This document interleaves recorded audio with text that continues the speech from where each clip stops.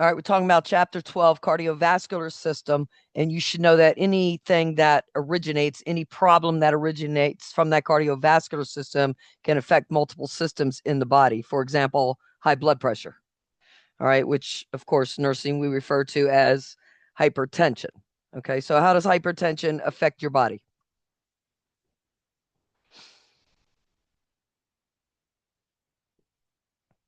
Go ahead, answer me. It can cause a chain reaction on other organs. Okay. Why? What does it exactly do? What is high blood pressure, first of all? Who can tell me what it is? It's the force against the wall. Okay, so your heart, your left ventricle specifically, because that's where your pump in your heart is trying to push the blood out into the body. And it's the resistance of that blood trying to be pushed out, which causes that increase in the blood pressure. Now, high blood pressure is going to affect your vessels over time. So is diabetes, because think about your blood vessels and what they are. Okay, you have arteries and veins, and they're carrying the blood throughout the system. Now, think about them like the elastic around your underwear.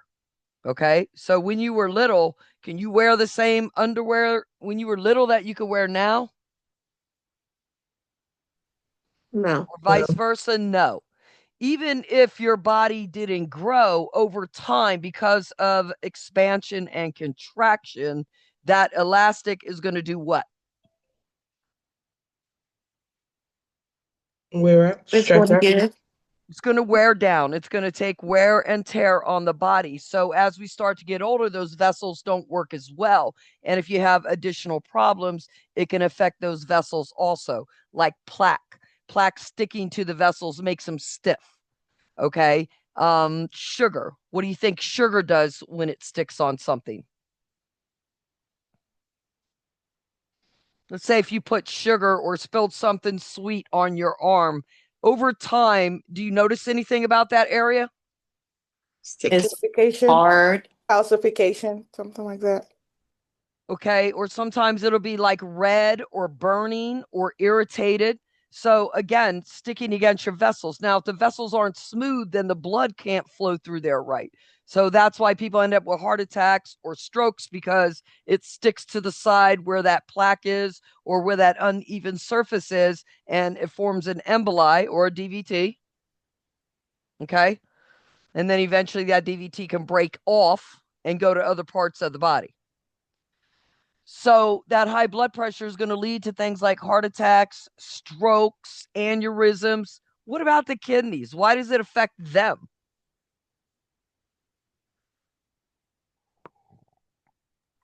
They're overworking. Okay, sort of. Well, first of all, think about the vessels going into the kidneys. Are those really large vessels? No.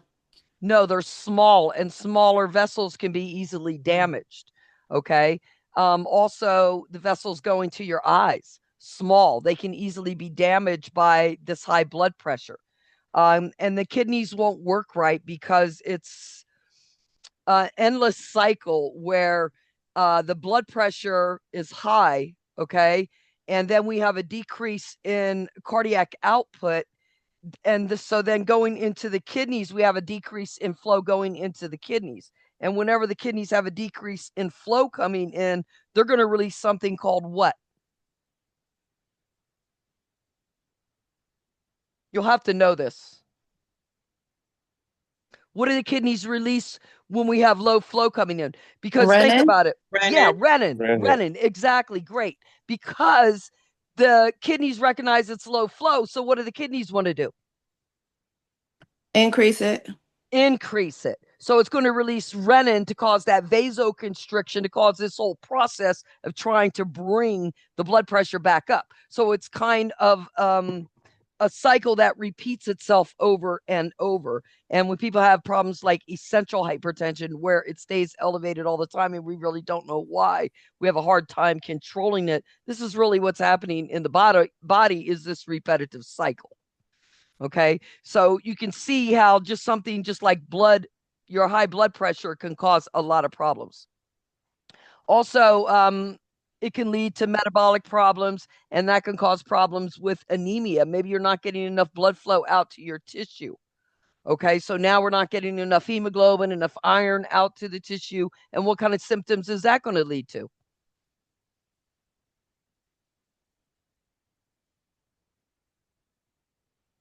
Remember, hemoglobin is delivering oxygen to your tissues and iron. So if we don't have those things in our body, how's our patient going to present? Pale, Pallor, pale, Okay, pallor, good. Their color is going to decrease. They're going to be pale. What else? Anemia, short of breath, Short of breath, fatigue, fatigue, good. Okay. Also, they'll have difficulty with their memory. They might not even be able to process things well because of the oxygenation there. So again, you see how one thing affects the other. Okay. Now, as we go through the cardiac system, we're going to look at the different components. So for one, you have circulation in two different areas here. You have your pulmonary circulation, and that's where that deoxygenated blood is going into the lungs. So it can become oxygenated and go out to the body. And then you have systemic circulation, which gets that oxygen rich blood. Okay, it takes it out to the body, to the organs. And then once the body uses it and it becomes deoxygenated, now it has to go back into the inferior, superior vena cava and go back into the right atrium of the heart. You really have to know the anatomy of the heart, how the blood flows through it. You have to know it, okay? Because that's going to tell you about different diseases and things that are happening in the heart and why other things happen.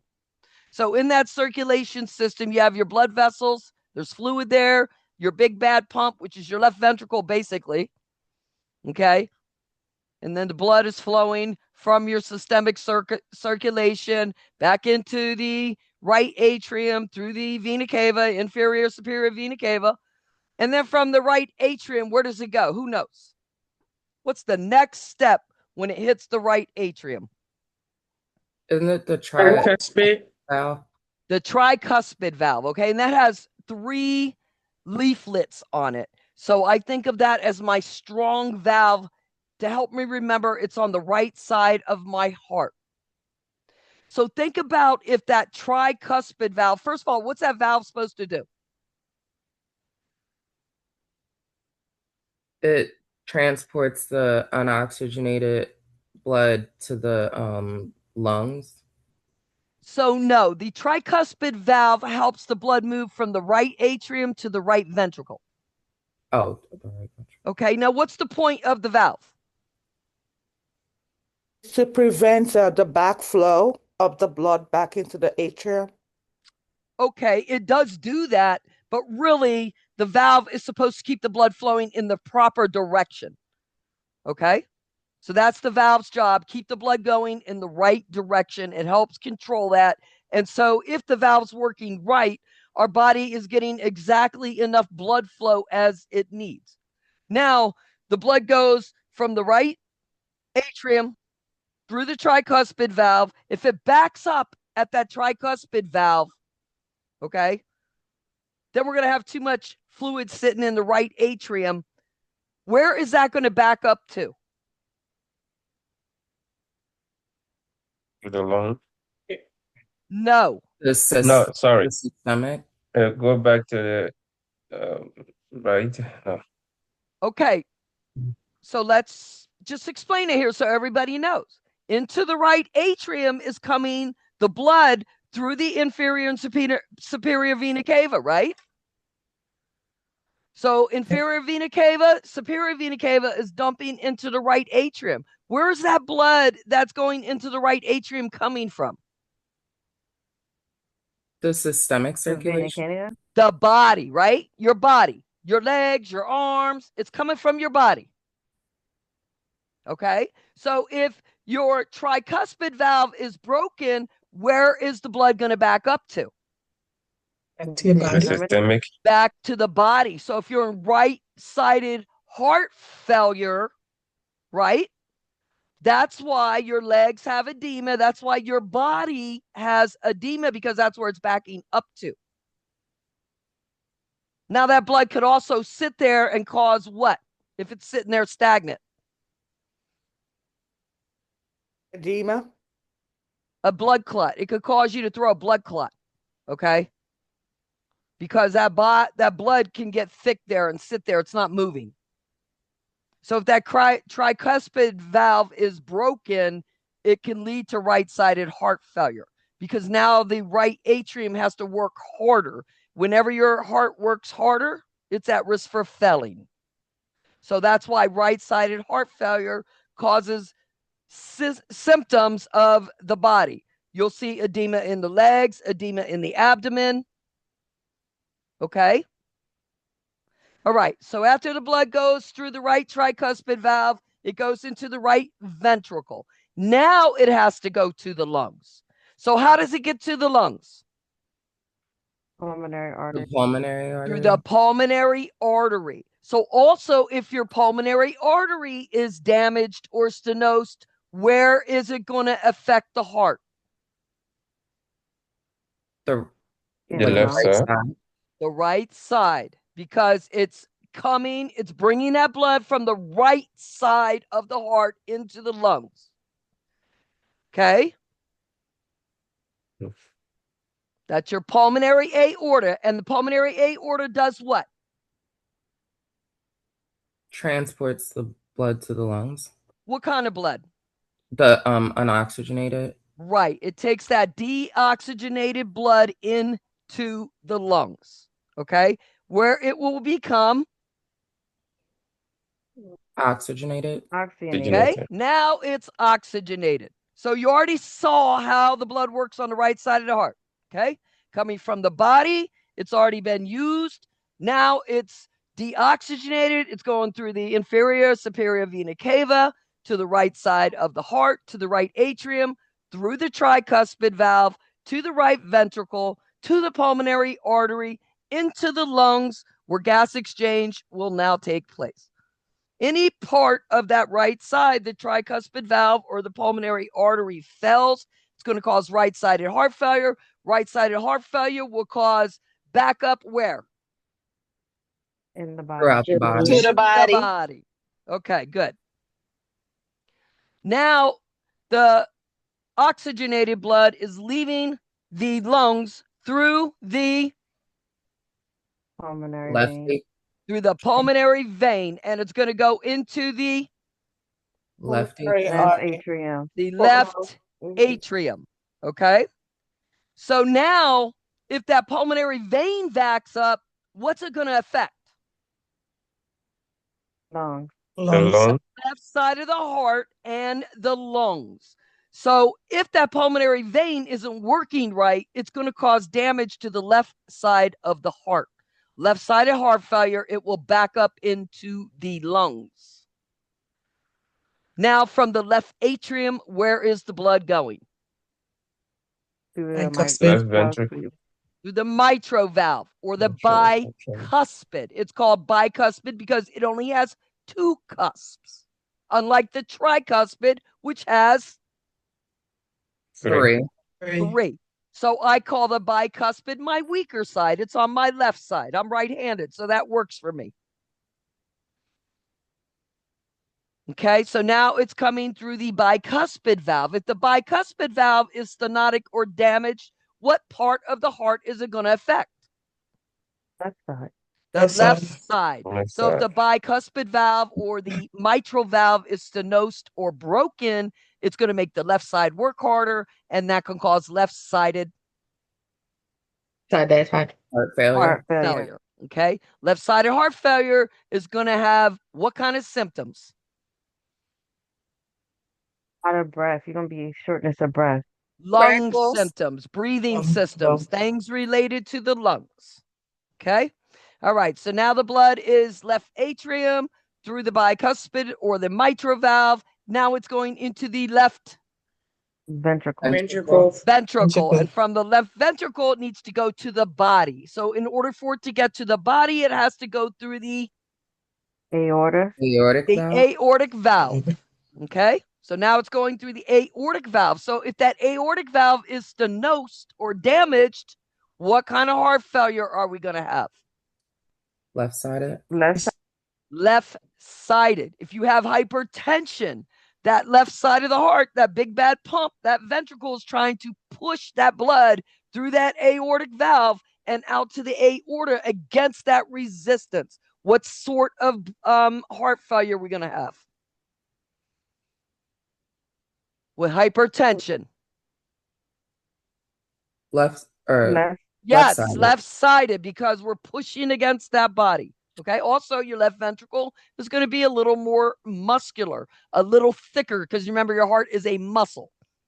So the left ventricle is going to be a little thicker, a little more muscular, because that is the part of the body that's actually pushing that force to push that blood out into your systemic circulation. Any questions on that? No. All right. So in the heart, you have 4 chambers. The 2 upper are the atria, 2 lower are the ventricles, and you have the valves between them. Okay. Valve on the left is the bicuspid. We always call that the mitral valve also, because nursing always has to have 2 words for everything. The right is tricuspid. Remember, left only has 2 cusps. Right has 3. What are those cusps for?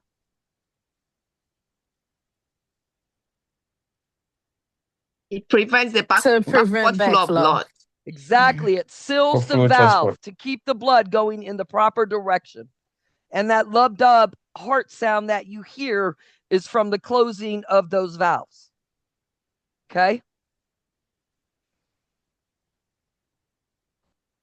So there's your blood flow through the heart. Everything we just said. You see it coming from the body over here. Can you see my mouse? Yes. Yes. So you see it. This is the body. It's coming from the body. In the inferior vena cava, superior vena cava, into the right atrium. Your tricuspid valve will be right here. Going to go right there through the right ventricle. Then your pulmonary artery and into your lungs. Okay? See, it's coming out down here. This is kind of a weird drawing, but it helps you get the picture. From the lungs, it goes through the pulmonary vein into the left atrium. From that left atrium through the bicuspid or the mitral valve to the left ventricle, into that aortic valve, and out through the aorta and to the body. You also have a septum there that separates the right and left side of the heart. That septum keeps the blood from mixing. So if someone has a septal ventral defect, they can have oxygenated and deoxygenated blood mixing, which is not good.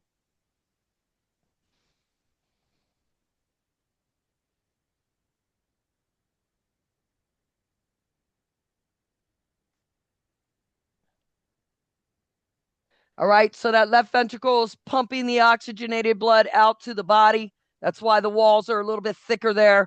The right ventricle is pumping the deoxygenated blood to the lungs. All arteries except the pulmonary artery carry oxygenated blood, and all veins except the pulmonary vein carry deoxygenated blood. The heart itself is located in your mediastinum, which is kind of in the center of your chest, but a little bit to the side, maybe a little tiny bit to the left. Okay.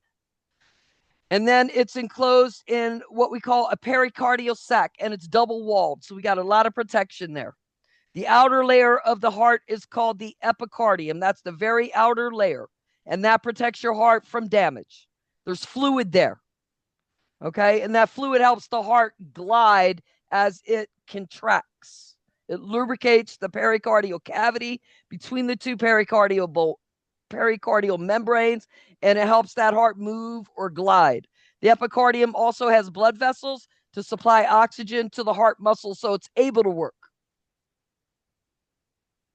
The middle layer is called the myocardium. And remember, myo is muscle. That's the muscle layer of the heart. And muscles help you work. So this part helps the heart contract. It's also got special cardiac muscle cell there, and that muscle cell helps it contract along with something called calcium. Okay. And it helps to force the blood throughout the body in a rhythmic fashion. So, we have a specific rhythm and a specific beat that the heart has to work at in order to maintain perfusion to all the organs.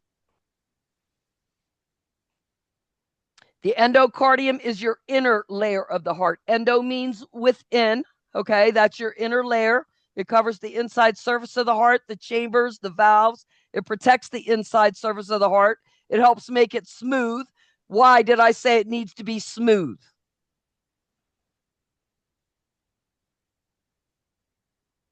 What I say To about make the sure, vessels and that rough surface. right, to make sure everything flows correctly. Right, because the blood Easy. will flow better with that smooth surface. It's kind of like the difference of you driving on a new paved highway, okay, and driving on one of those cobblestone roads in Center City, Philadelphia. You ever drove on one of those? Unfortunately, So it's like bumpity, bumpity, bump. So a Okay. smoother surface is always better, right? That endocardium is forming the 4 heart valves, and we know that those are what? So on the left side of the heart valve between the atrium and the ventricle is what? The bicuspid valve. The Bicuspid valve. bicuspid or the mitral. What other valve is on the left side? The The aorta, tricuspid. The Good bit. aortic. Okay. And then on the right side, we have, the The tricuspid, tricuspid. Tricuspid. and okay, the good. pulmonary. And And the the superior vena pulmonary cava. artery. And a pulmonary valve. I'm sorry, pulmonary valve is on the left side. All right. So again, it's just telling you the left side works harder because it's ejecting that blood. So it's going to be a little thicker. All 4 valves open and close to move the blood from one area of the heart to another. The blood has to go in one direction. So these valves are stopping the blood from going in the wrong direction, except when they're broken. So now you understand why if someone has a damaged or a broken valve, it has to be fixed. Most of the heart valve disease is going to happen in the valves on the left side of the heart, which are what? Good bit. Which ones are on the left? The bicuspid. The bicuspid and the aortic Okay. Remember that bicuspid is also called mitral or valve because I mitral. don't know what name they'll use for it on the test. They could use either one. Okay. Hmm.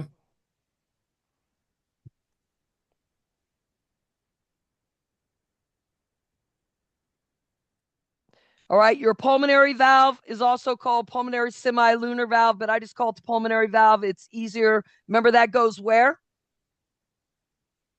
To the lungs. Okay. So that's closed when the right ventricle is filling. And when the right ventricle is full, then that force will contract it to open. Okay. And then that allows the blood to go on through into the lungs for exchange. The aortic valve is connected to the aortic. The septum separates the right and left side of the heart, and it also prevents what? The flow of blood The from the left to the backflow of right. blood. Missing of the They blood. Mixing prevent of the them Yeah. from blood. mixing. Mixing of oxygenated and deoxygenated. So that's the most important thing that you want to remember there. Okay. So most of that heart valve disease is going to be on the left side of the heart, the aortic or the mitral or bicuspid valve. And then I just try to give you a picture so that you can see the difference between stenosis. Stenosis means it doesn't open as well as it should. So we have a little tiny hole there. If you look on the left on the top, you see how small that area is where the blood has to flow through versus a normal valve. So when it's that small, it's going to take a lot more pressure to push the fluid through. That is why if you have stenosis of the tricuspid valve, what kind of heart failure is it going to cause? Right side of heart failure. Excited? Right sided. And so where Echo. is it going to back up in the body? Where are you going to see those symptoms? The In leg. the body. Legs In the and body. The face. Okay. Look at the mitral valve over here. This is regurgitation. So here it doesn't close all the way like it's supposed to. You see, it's normally closed all the way here. But with regurgitation, it doesn't. So blood can flow backwards after it's already gone through the valve. It can come back through now to the other side where it's not supposed to be. Go in the wrong direction, in other words.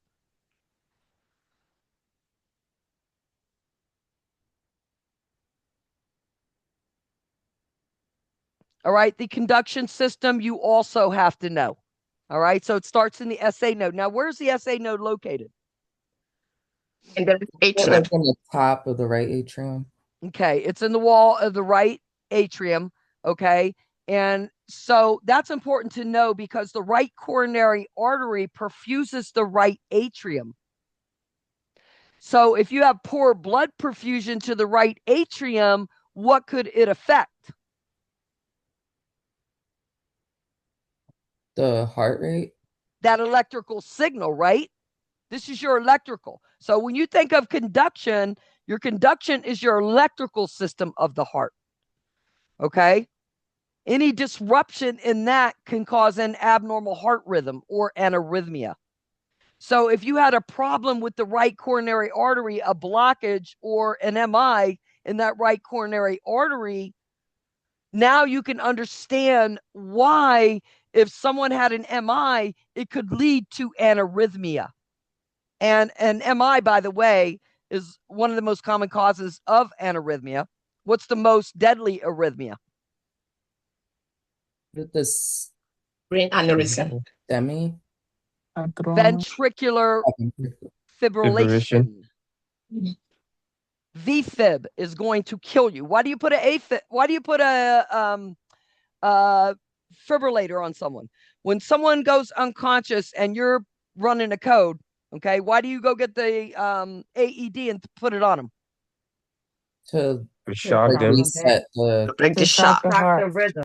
Okay, how many of you have ever put an AED on someone? Anybody? Just in training. Okay, I've done it about probably at least 20 or 30 times. How many times do you think I've ever been advised to shock? Every Maybe Maybe time. one. Maybe once or twice. Why? Because you got a pulse? No, Because probably it's late. It's not necessary. Maybe it's late so like, to you gotta give revive the the heart person. because time if your to person cardiovascular. if your person is in cardiac arrest, okay, that means they have no electrical activity. So it's not going to advise you to shock because what is the purpose of Alea, shocking? To take like them headphones restart off. Restart the that. rhythm. Take them headphones off. The purpose of shocking is to restart or reset that rhythm. So we only shock typically when the patient's in VFib or maybe pulseless VTAC. But VFib is when we typically shock. If they're not a VFib, it's not going to tell you to shock. But the reason why we do it on someone that we think had cardiac arrest is because that's one of the most common things that can happen to them after the MI is they can go into VFib. So hopefully we can shock them, put the heart back in, do some CPR on them, and save them.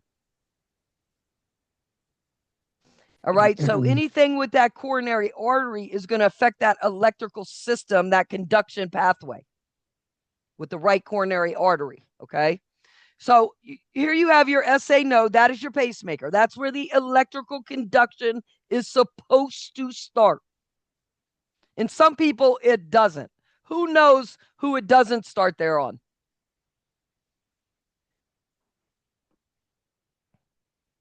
Anybody? Would it be people who have pacemakers? So the pacemaker helps control the rhythm and the rate. Okay. Oh. What happens with somebody that has like AFib or SVT, supraventricular tachycardia, is sometimes they have a spot in their heart that is conducting electrical activity that is not the SA node. So you ever heard about something called a cardiac ablation? Yes, like once Yeah. or twice. So in a cardiac ablation, okay, I have AFib. I had 2 of them. They'll go in and they'll destroy where that electrical signal is coming from because it's not coming from the SA node. It's being generated from some area outside of there. So that's why the arrhythmia isn't following the normal pathway. Okay. So normally the pathway is the electrical signal starts at the SA node. That's why we call it the pacemaker. It starts there in that SA node to keep it at about 70 beats per minute.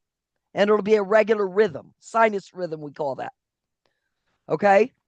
So now the electrical activity starts there. Then what happens? Where does it go to? Where does that conduction go to? The AV The node? AV Venus. node. Okay. The AV node. What happens when it gets to the AV node?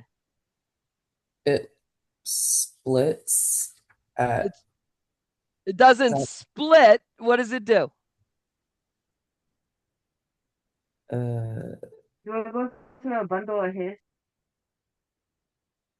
So it's going to delay. So let's go back to the first step. So you have the deoxygenated blood, okay? It's coming from the vena cava and it enters the right atrium. At the same time, oxygenated blood is entering the left side of the heart, okay, through the left atrium. All right. The blood is going to go through the tricuspid and the mitral valve at the same time. The right ventricle is going to contract and pump the blood through the pulmonary arteries to carry that deoxygenated blood to the lungs. At the same time, the left ventricle also contracts and pumps blood through the aorta to carry that oxygenated blood to the body. Now, impulses initiated in the cardiac contractions are conducted along those special cardiac muscle fibers that we talked about. Remember, cardiac muscle is unique and it allows the ions to move from cell to cell, and that allows this rapid transmission of the impulses. So now that conduction has started there in that SA node, it goes down to the AV node. As part of that process that I just talked about, when it gets to the AV node, the conduction has to be delayed for a minute. Why? Complete the filling. Get there. To allow the filling. Okay. Once the ventricles completely fill, then the impulse will continue through the AV node to where? the bundle of Letter his. is. The bundle of his, and then out to the right and left branches, okay, and into the Purkinje fibers. That's the last step. Those are called the terminal fibers. All right, and those are going to stimulate that simultaneous contraction I just talked about of the right and left ventricle. So when the right and left ventricles are simultaneously contracted, the right ventricle is sending deoxygenated blood to the lungs to be refreshed, and the left side is sending oxygenated blood out to the body. Got it? Yes. Yes. All right. So now what does the EKG mean? So the P wave, and let me go to the next thing, okay? So that you can see it here. Here's your P wave, okay? So when we look at an EKG as a nurse, we look for certain things. We look for a P wave. We look for a QRS wave, okay? We look for a T wave. And we look at when they happen. So, like, if this is your one beat right here, we would want to see this repeatedly happening every single time at the same time continuously. Why? Because that tells us our heart is in the correct rate and rhythm. So, how do we tell when someone's out of rhythm? By looking at one of these. So, we use those blocks. And what we'll do is we'll count.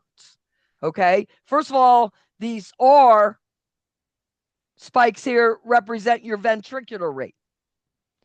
These P are your atrial, okay? And then your T is your phase when your heart is resting and getting ready for a new signal, okay? So we could count your R's, and that would tell us how many, if we count over a minute, okay, how many R's you have over a 60-second period, it'll tell us how many beats you have over 1 minute.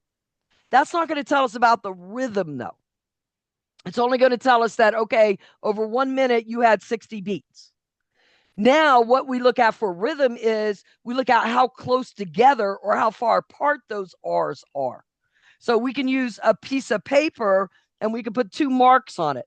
Like we could put a mark here and a mark here, and then we can line those marks up with our R waves and we can go across the whole strip and see if each R wave is the same distance from the other. If it's not, we know that we have some sort of arrhythmia. Then we look for the P wave. Does the person have a P wave before every QRS interval? See, this is QRS here, but we're just talking about the R wave because that's your ventricular wave. So do they have a P wave before every one of these QRSs? And in AFib, you don't. Right? In AFib, your heart's beating so fast, you don't have time to pee. So there are no P waves. In VFib, you're going to have none of this. It's going to be this very unorganized, chaotic rhythm on here. You won't see any of this. You won't see a P wave. You won't see a QRS wave. You won't see a T wave. And so these are things that teach us how to read the EKG. And I'm not an expert at reading EKGs, but I know the basics. Okay, these blocks make up the times. So each one of these little blocks is 0.04 seconds. And if you put them all together, this whole block makes up 0.20 seconds. So if we were looking at the distance from your P wave to your QRS, which can tell us conditions, certain conditions, we count these boxes. And that's how they use the strips to tell what somebody's rhythm is or rate without going too deep into it. Now, what do you need to know out of all that? Okay. All you need to know out of all that is what do each one of these waves represent? Okay. So P wave is depolarization of the atria, and that is an action phase. Okay. The QRS wave is depolarization of the ventricles. So this is your depolarization of the atria. This is your depolarization of the ventricles. And this is your resting phase. So we call this repolarization. So typically people should have the P wave, the QRS wave, the T wave, and then go right back into another beat. When there's a problem with their heart, that doesn't happen. Is the depolarization the contraction of it? Like when Correct. it's okay. Correct. That's the contraction. Okay. The repolarization is the resting phase. So that's why we have contraction of the atria, contraction of the ventricles, and then the heart rests, and then it starts all over again. So when we don't have a P wave, we're not seeing what? The contraction of the Repolarization. Contraction of the atrium. When we don't have a QRS wave, we're not seeing what? the Contraction of the contraction of Ventricular the depolarization. ventricles. Contraction of the ventricles. And when we don't have a T wave, we're not seeing The It resting of rests. the that The resting repolarization. phase, that repolarization. Okay. Any abnormal variation in the EKG is considered an arrhythmia. And it could be a problem like an infarction. So if you had an MI, okay, this area here could be elevated. You're not getting blood flow to the heart in an MI. Okay, so we can look at that. It can tell us. That's all you need to know is that if someone had an infarction, we would be able to see it on the EKG. If someone had an electrolyte imbalance, especially potassium, we can see it on this EKG. Also magnesium, by the way. But potassium hyperkalemia usually results in tall spiked waves. Okay. They're not going to ask you that for the test. You'll need to know it for med surge. Usually they'll develop what we call a U wave or an inverted T wave if potassium is low or if they have hypokalemia.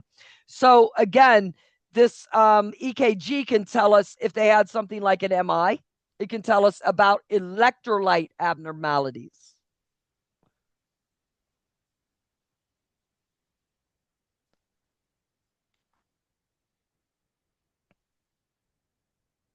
Again, that EKG is picking up those waveforms that the body is producing.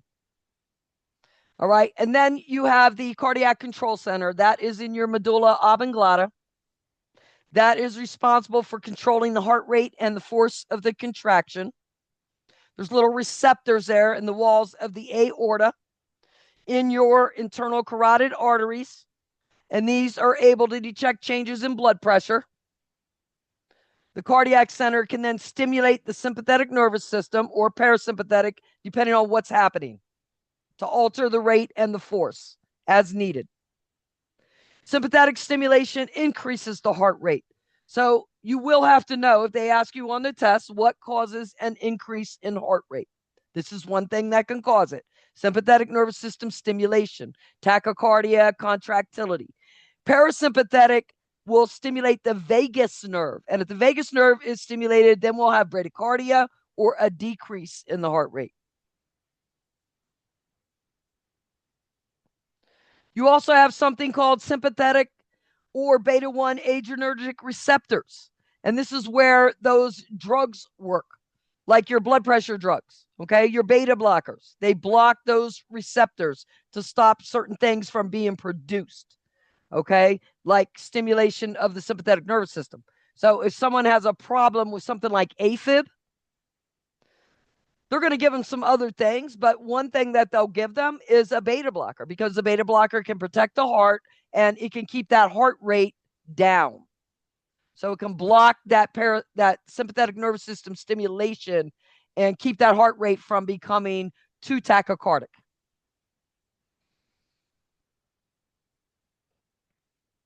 A lot of times we'll do this, especially after someone had an MI, okay, because MI or damage to the heart can cause the heart to work harder. And if we cause the heart to work harder, it puts it at risk for what?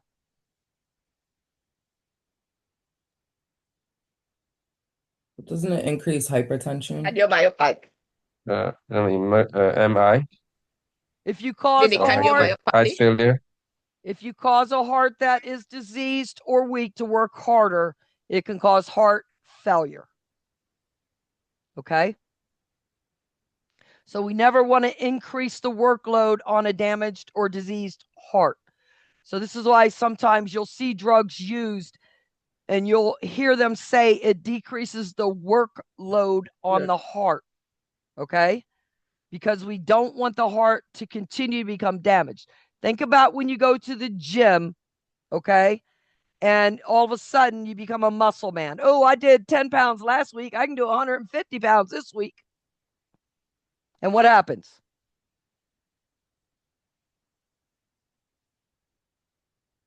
I'm sorry, can you ask that again? Yeah.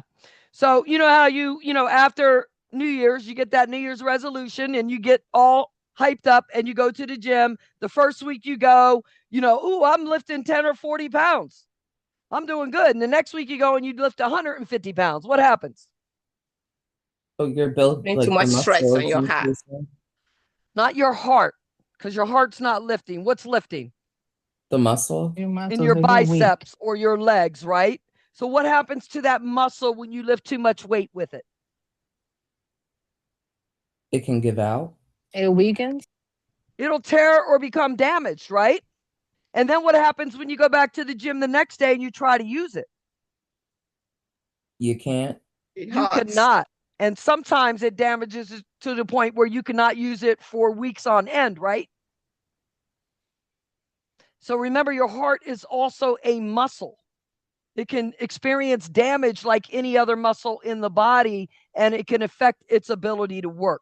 That's the point I want you to understand there, is any kind of damage, any kind of increased workload on a damaged heart can cause heart failure. What type of heart failure will it cause? We just went over those, right? Right or left? Left-sided. We're going to talk about it a little bit more too.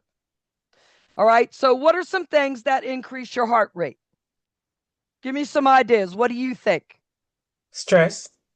Okay. Smoking. Exercise. Smoking. Okay. Exercise. What else? Caffeine. What is it? I say caffeine. Caffeine, she said. Caffeine. Okay. An increase in the heart rate or a stimulant that would cause an increase in the heart rate. Okay. What else? Pain. Pain. Dehydration. Okay. So all those things, right? Increase in body temperature. This is why when someone has a fever, right, we try to keep it down.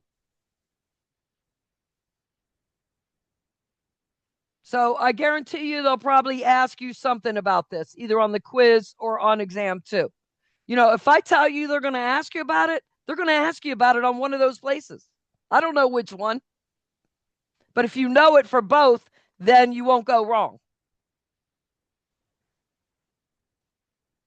As far as circulation, so they're not going to probably ask you in details about the coronary arteries, but you do have to know that these coronary arteries are responsible for providing circulation, oxygenation to the vessels that are supplying the heart.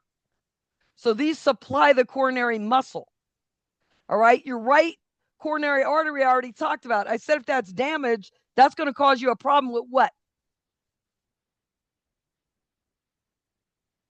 Right heart failure. I took that.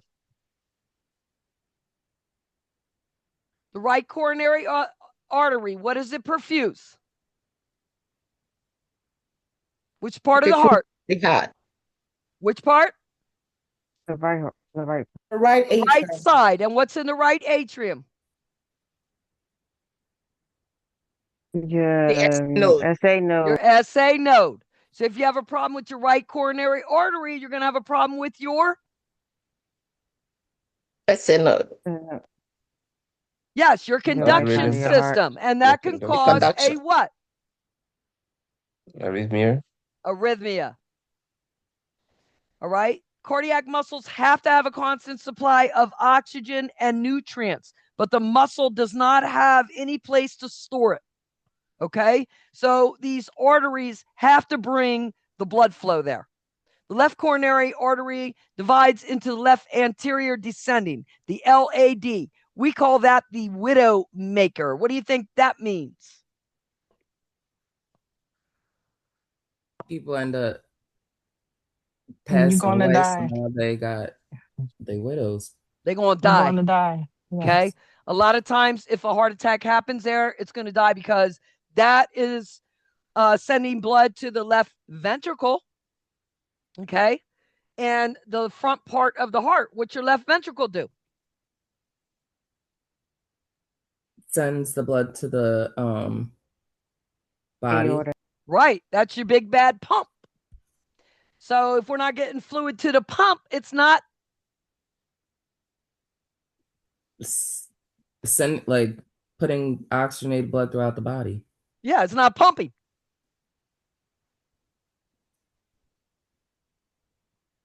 All right, so the coronary arteries are supplying the blood to the heart muscle to give it this oxygen-rich blood so it can function.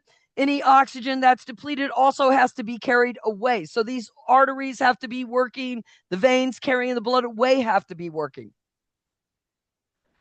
Again, the left main coronary artery, that supplies the left side of the heart muscle, the left ventricle and the left atrium. And the right coronary artery is the right ventricle, the right atrium, the SA, and the AV node. And those regulate what? Electricity in The the body. electric or the conduction pulse. heart and the rhythm. rate- Electricity or the rhythm of the heart. So that's why if those are damaged or if blood flow to there is damaged, what are you at risk for? Arrhythmia. Heart Arrhythmia. failure. Arrhythmia. Good. Okay. Left anterior descending, which we call the LAD, and I called it what?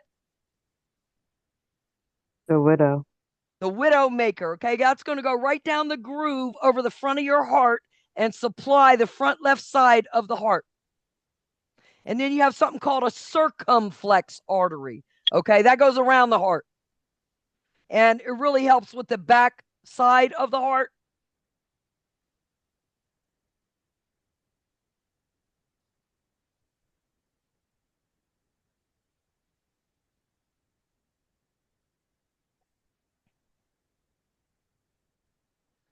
You also have some small branches that come off of the right coronary artery. Okay. And these are going to help to supply the myocardium, which is what part of the heart? The middle The layer. middle layer, part. the The middle layer. muscle. The muscle. The muscle. And the muscle is responsible for what?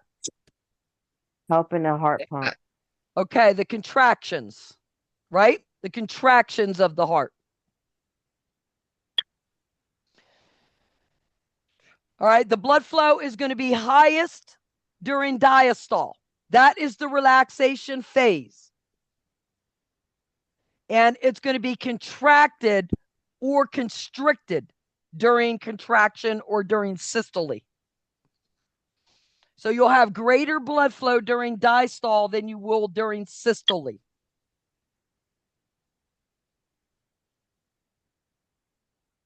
There are also what we call anastomosis or direct connections between small branches of the left and right coronary arteries at the apex of the heart. And these help provide an additional source of blood to the area. You have to know this.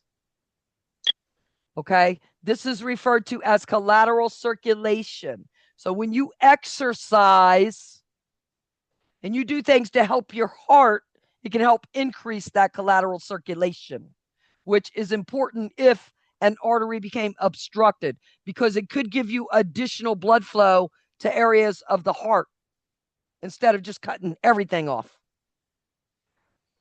Is that This, like a different pathway? Like it takes a different pathway? so it goes into another small branch, so yes, in a sense, it does take a different pathway. The blood goes around the blockage, okay, to these other small branches so that it can get to the areas in another route. So collateral circulation is your body's way of working around the blockage. The blood vessels can then take over when another artery or vein becomes blocked or damaged. Collateral circulation gives an alternative route of blood flow. Okay, but it's limited and it's not a foolproof way to protect the heart. So some people will do well or better after an MI than others because they're in better condition. Maybe they have better collateral circulation. Things that could limit that would be things like obesity, failure to exercise, smoking, alcohol.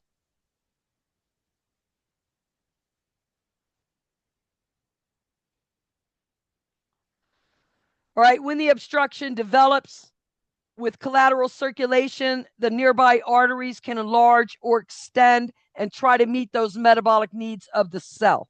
So aerobic exercise can actually contribute to cardiovascular fitness and stimulate the development of collateral channels.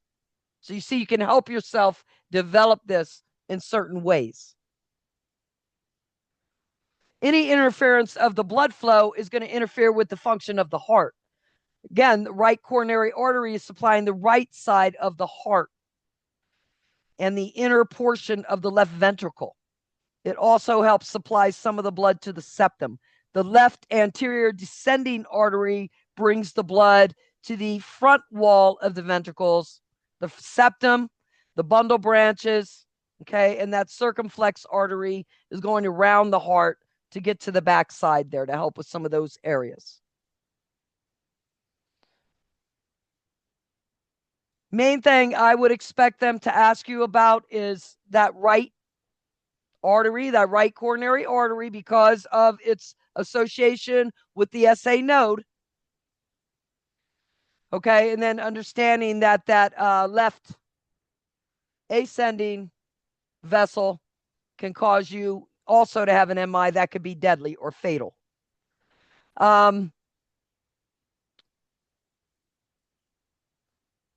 So any interference with blood supply to the left coronary artery.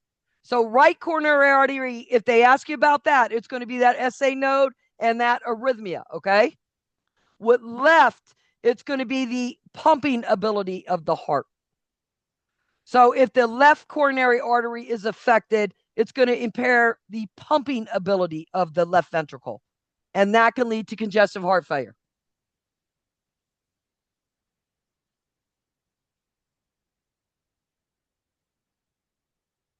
We good with that? That's where I would expect them to ask you about.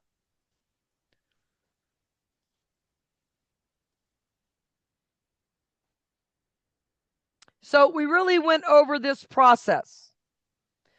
Is there any more of this that anybody needs me to explain about the function of the heart? No, you just said the diastole is. Can you explain that one more time? So the So cardiac most of the heart. cycle, we'll just talk about the cardiac cycle and that'll help explain it, okay? In the cardiac cycle, that's the period from one heartbeat to the start of another. And there are alternating phases with the relaxation or the diastole and the contraction or the systole phase. Now, in diastole, that is the relaxation phase. Okay. So the atria are going to, the ventricles are going to be filling with blood. Okay. At the end of ventricular diastole, atria are going to contract, and that will complete ventricular filling. Then the ventricles will contract, the AV valve closes, pressure in the ventricles build up, the aortic and the pulmonary valves open. The blood is going to go out of the ventricles left and right, okay? Left into the aorta, right into the pulmonary artery. Now the ventricles will start to relax. All right, and pressure in the ventricles fall. The pressure is now greater in the aorta and the pulmonary arteries, and that's going to cause those valves to slam shut.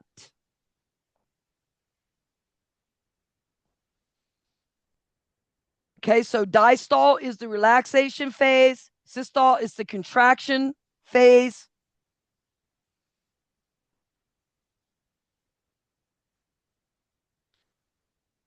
During diastole, we have greater flow there.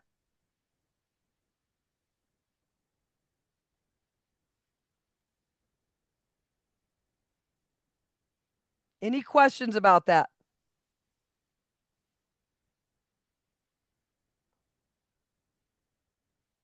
No. Remember that blood flow follows that same principle of going from high pressure to low pressure. So in the cardiac cycle, the pressure in the heart chamber is going to increase during systole and decrease during diastole. All right, so the blood flows from the atria to the ventricles or from the ventricles into the arteries only if the pressure in the first area is greater than the pressure that's getting that blood. Because it's always going from high to low. So as the pressure of the blood in the atria increases, it causes the AV valves to open. That allows the ventricles to relax. The blood flows into the ventricles, almost emptying the atria. And then that SA node kicks in, stimulates the atrial muscle or that P wave, and it'll contract.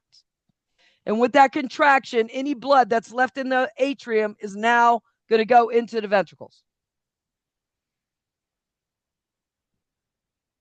Now the atria are relaxed. The ventricles start to contract.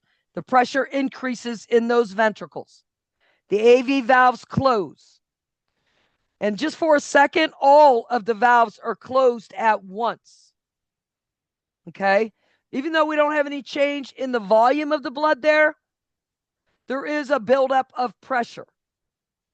And that buildup of pressure allows those semilunar valves to now open. And that forces the blood into, from the right side of the heart, the pulmonary artery, and from the left side into the aortic.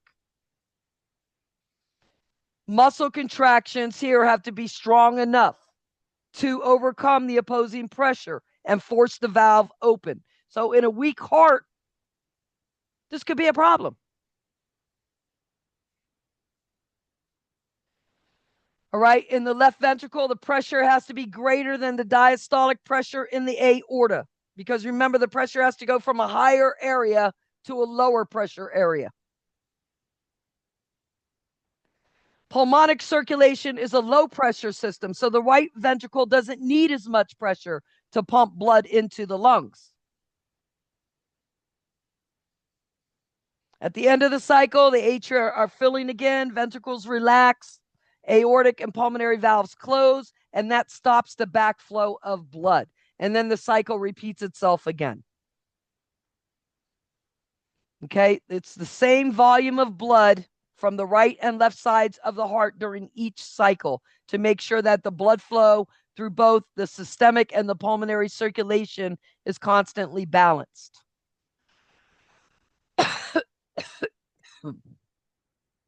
So again, this is just walking you through the steps.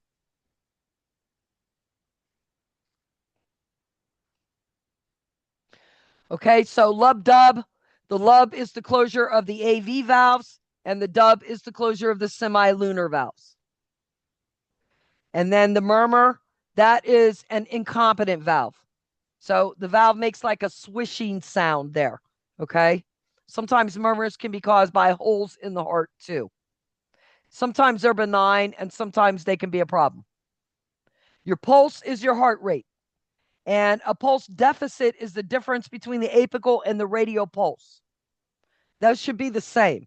If you have a deficit there, that should be reported.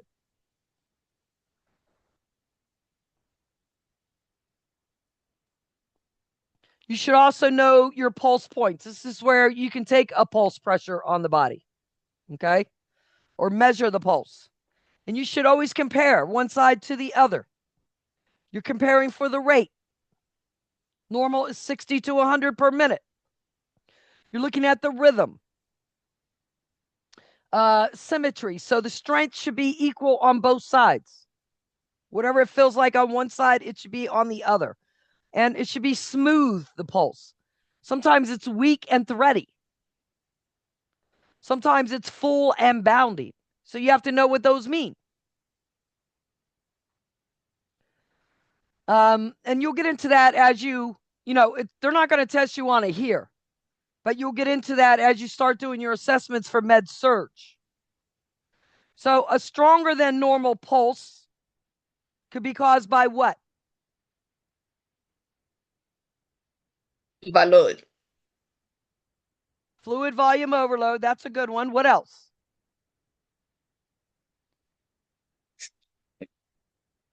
Stenosis. I don't know about stenosis. Fever, hyperthyroidism, anxiety. Weak pulses are caused by what? Obstruction. Dehydration. Okay, dehydration, poor perfusion. If the blood wasn't getting to somewhere like down to the foot, you're trying to do a brachial, yes, it could be some sort of obstruction, something preventing the flow there.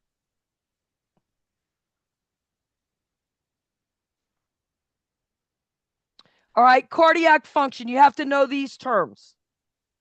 So cardiac output, this is the amount of blood ejected by a ventricle in 1 minute. And it's stroke volume times your heart rate. Stroke volume is the volume of blood pumped out of the ventricle, the contraction.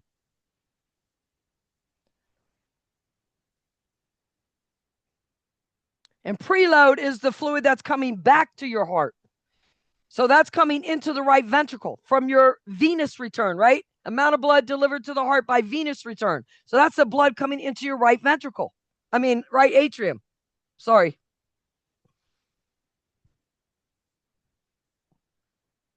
And afterload is what your left side of your heart feels as it's trying to force the blood out into the body.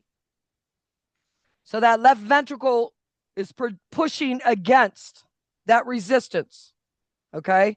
So it's the amount of force required to eject the blood from the ventricles out into where it's going.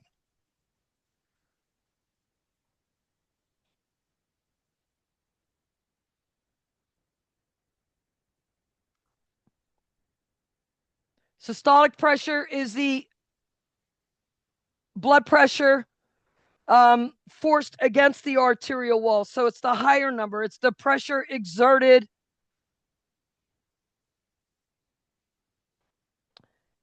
by the blood ejected from that left ventricle for systolic. All right. Blood pressure itself is the force exerted against the walls. But systolic is when the blood is being ejected from the ventricles. And diastolic is the lower value. That's the pressure when the ventricles are relaxed. Blood pressure depends on and can be altered by cardiac output and by peripheral resistance. Pulse pressure is the difference between systolic and diastolic.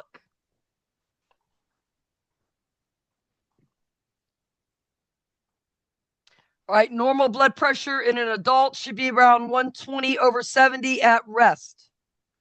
And again, the changes are detected by baroreceptors.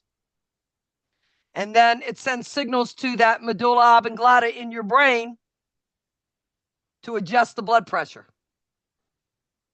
So, like, if you get up from a chair, okay, the blood pressure is going to drop a little bit.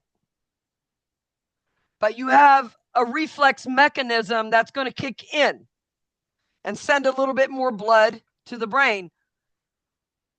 The blood pressure is elevated by an increase in sympathetic nervous system stimulation in two ways.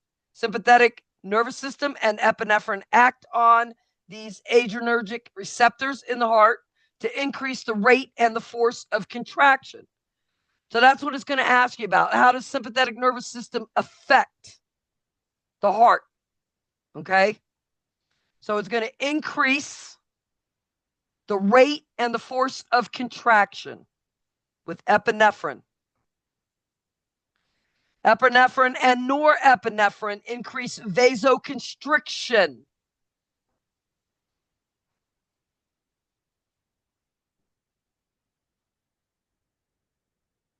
And that can help increase venous return.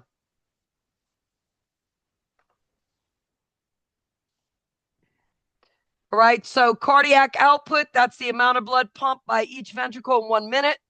Heart rate is the number of contractions to ventricles in each minute. And stroke volume is the amount of blood ejected from each ventricle with each contraction. I don't think that they will ask you to calculate this. I've never seen them ask somebody to calculate it, but you should be aware of how we get it and what these terms mean.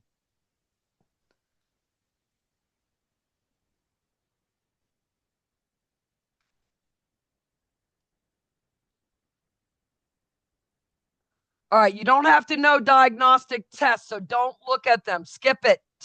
You don't have to know treatment. Skip it.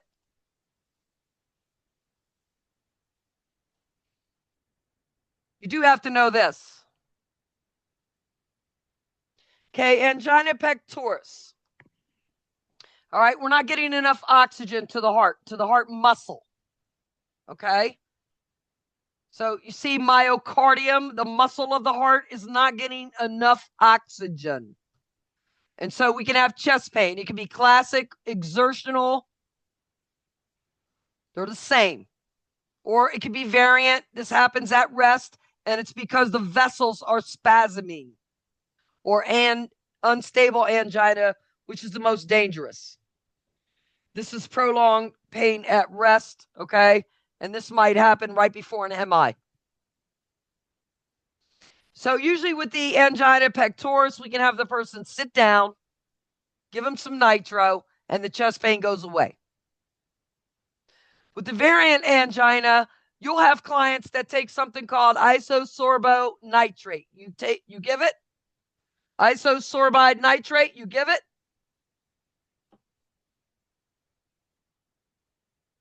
No one gives it? Yeah. Yes. Okay, that's people that have this variant angina. Okay, they can have it whether they're doing something or not. They could just be sitting there and have chest pain. And then unstable is the most dangerous. Okay, here what's happening is we're not getting enough oxygen to the muscle.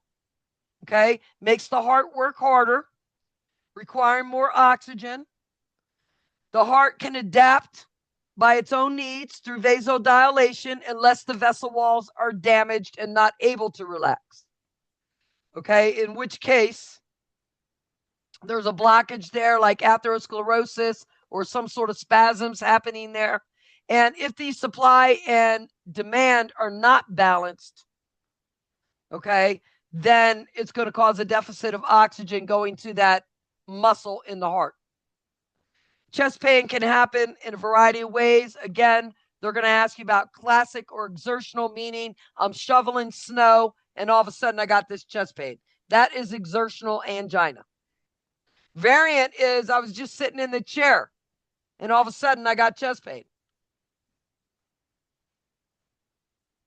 Unstable. The most common cause of this is an atheroma. Okay? Atheroma is a piece of plaque. This material accumulates in the inner layer of the artery wall. Most commonly, episodes of anginal pain, classic or exertional, occur if the demand for oxygen increases suddenly with exertion. Usually there's no permanent damage here. If they are prolonged or severe, it could be. Variant angina also is called sometimes Prince Metals angina, and it always occurs when someone's at rest for the most part. It's caused by muscle spasms in the coronary arteries. These coronary arteries supply the heart muscle.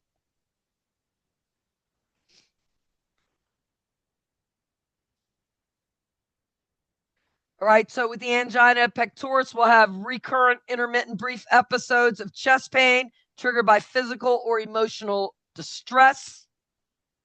It's usually relieved by vasodilators and rest.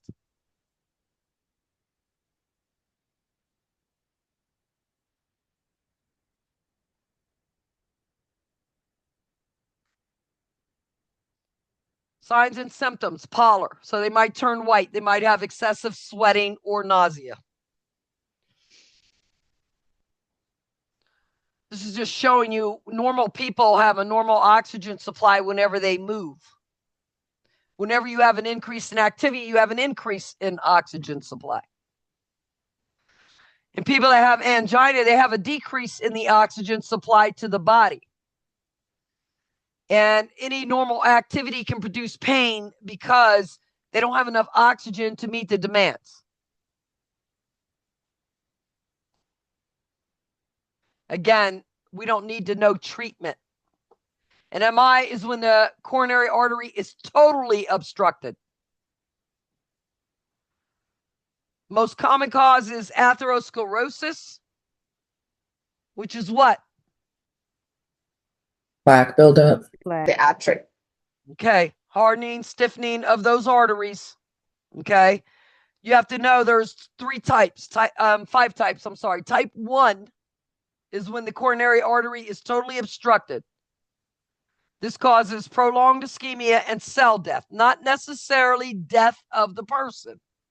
The cell, not the person. So for this, we do a bypass, right? Just like on a highway. They have a piece of road that goes around another piece of road. And that's what we do, a bypass. Take a vessel, go around the roadblock, and then run it again.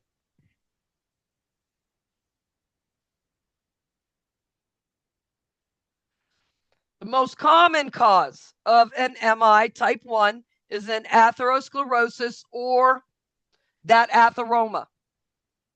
Okay? Or a thrombus.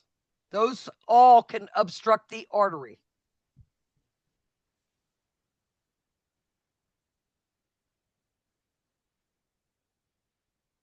Most infarctions are transmural. This means it involves all three layers of the heart. What are the three layers?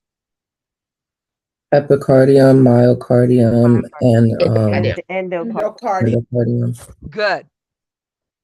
A majority involve the critical left ventricle. Remember I said that LAD, that left ventricle, that is the what? Pulmonary. The big bad pump, remember? Left ventricle is your big bad pump. So if it affects that, it's going to affect your heart's ability to pump. That can put you into heart failure. Miss Loesch, is this the second one, or is this still with the first? Still talking about the first one, okay? Okay.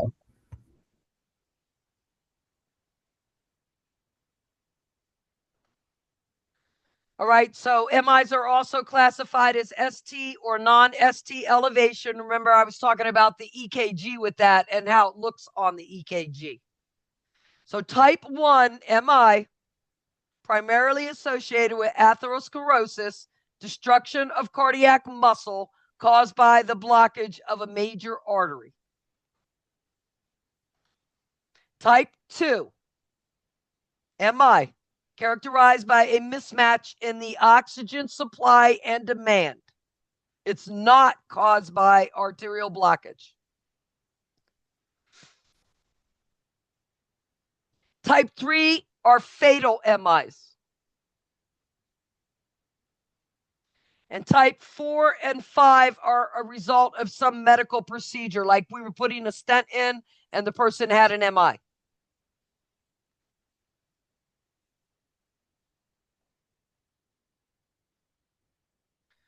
Okay, so functions of myocardial contractility and conduction are lost quickly when oxygen supplies are depleted.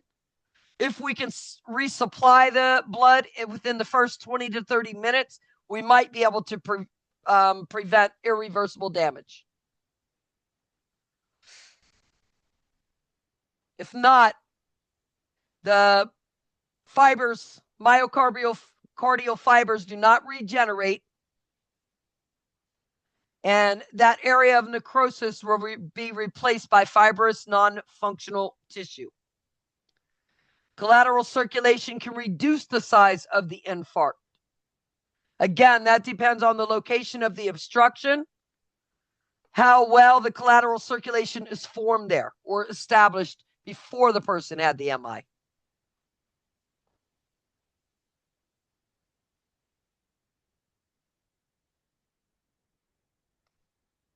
So what are the warning signs of the MI? All right, that pressure or that heaviness in the chest, especially as they increase activity. Sudden shortness of breath, sweating, weakness, fatigue, nausea, indigestion, anxiety, and fear. All right, so sudden substernal chest pain that radiates to the left arm, shoulder, jaw, or neck is the hallmark. Usually they describe it as severe, steady, crushing with no relief, even with rest and nitro. Sometimes they don't have pain. They'll have just GI discomfort or back pain for women.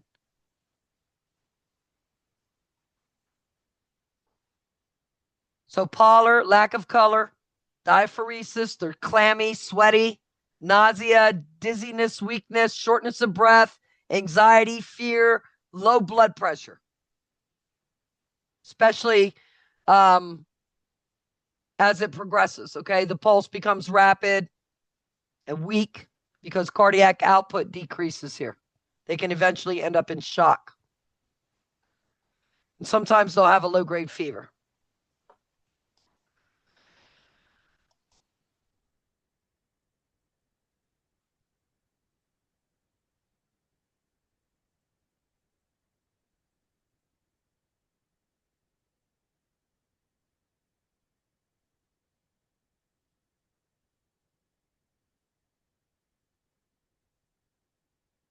All right, so as a result, okay,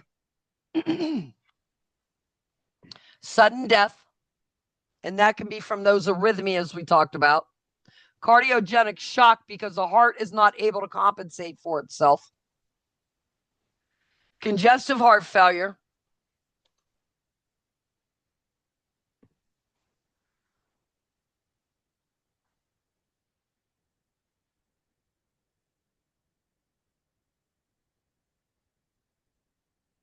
Rupture of the necrotic heart tissue leading to cardiac tamponade. I'll talk about that in a second.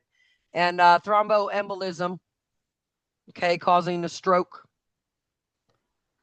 So sudden death shortly after an MI occurs frequently because of ventricular arrhythmias or VFib. This is the major cause of death in the first hour after an MI. Heart block can also occur when the conduction fibers in the area are no longer able to function. Area of necrosis And inflammation outside the conduction pathway can stimulate more spontaneous impulses. So remember, sometimes I said you can have electrical activity from out of the regular conduction line, and that can cause problems. Conduction irregularities can also be caused by the hypoxia, by changes in the potassium, increases especially because of the necrotic cells that are there, acidosis, or any type of drug toxicity. People that use cocaine can suffer fatal heart attacks because cocaine interferes with cardiac conduction and causes vasospasms and occlusion. And then cardiogenic shock, because the pumping capacity of the heart is impaired, especially that left ventricle. That's where that pump is. Congestive heart failure is a common occurrence when the contractility of the left ventricle is reduced and stroke volume declines. They can develop these thrombosis, and then again, rupture, okay, of the vessels because of damage to the heart.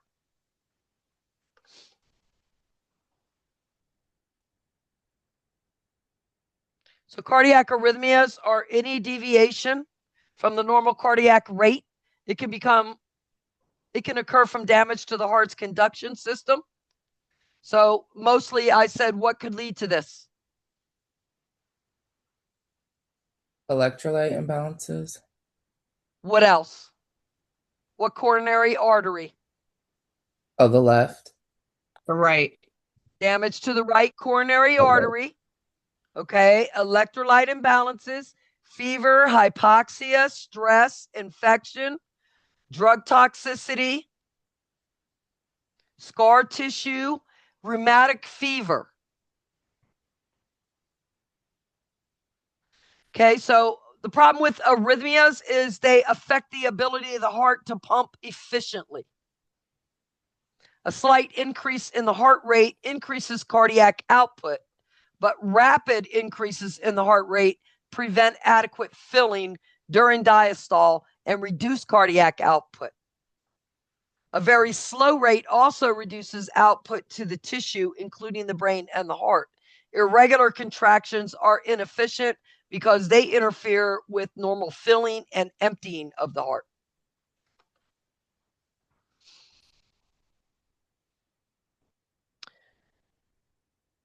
All right, so SA node is the pacemaker of the heart. Remember, that's controlling the rate. Bradycardia is a slow heart rate, and that's going to usually be less than 60 beats a minute. And this can be caused by vagal nerve stimulation, parasympathetic nerve stimulation. Sometimes we'll see this in athletes or an older adult. We'll also see it with people that are on things like beta blockers.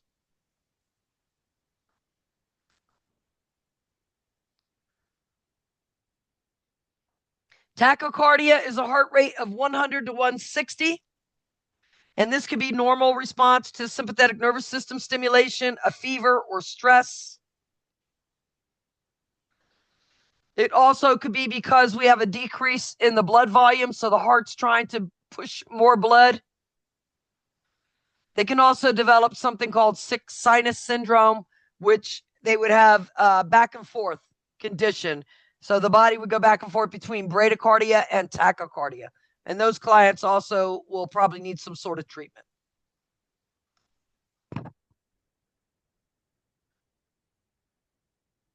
I don't think they'll have you read any EKGs, okay? But the top one is normal. Remember, I said all the spikes going up.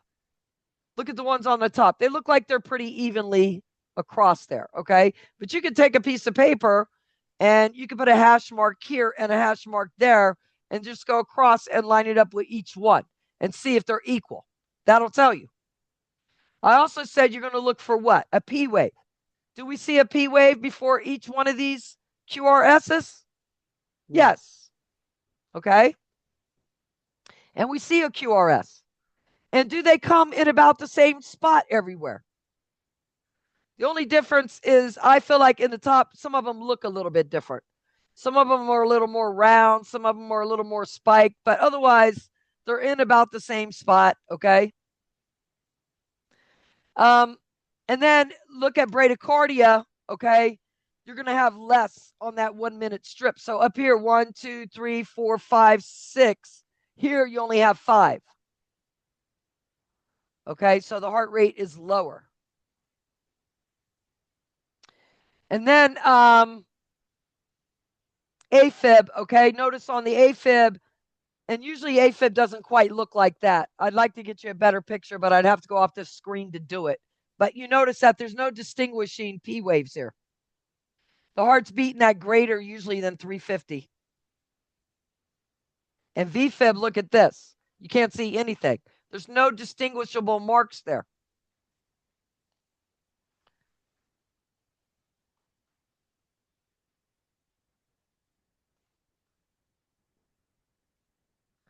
Now, premature atrial contractions or beats, these are an extra beat or an ectopic, which means it's outside of the pathway.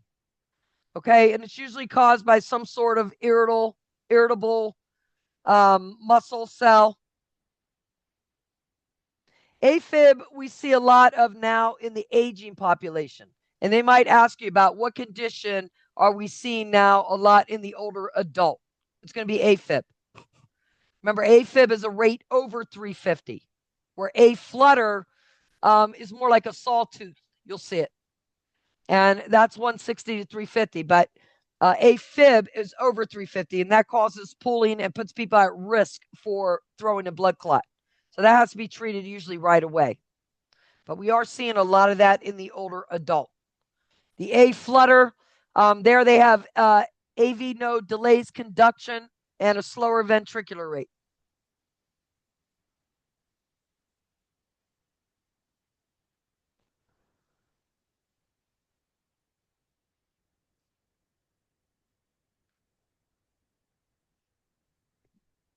Now, heart blocks, they might ask you about, okay?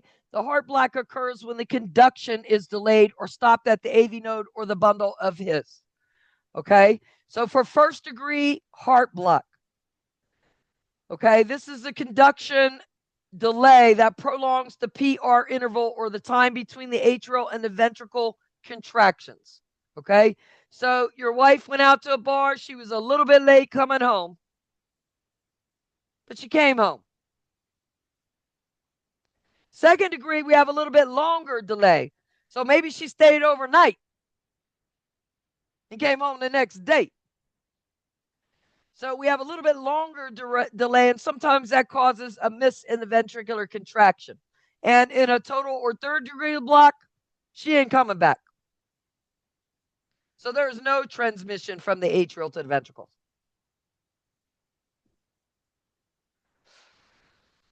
When the cardiac output is greatly reduced, sometimes that causes an episode of syncope or the person passes out. And your book calls this a stroke Adams attack. It could also lead to cardiac arrest.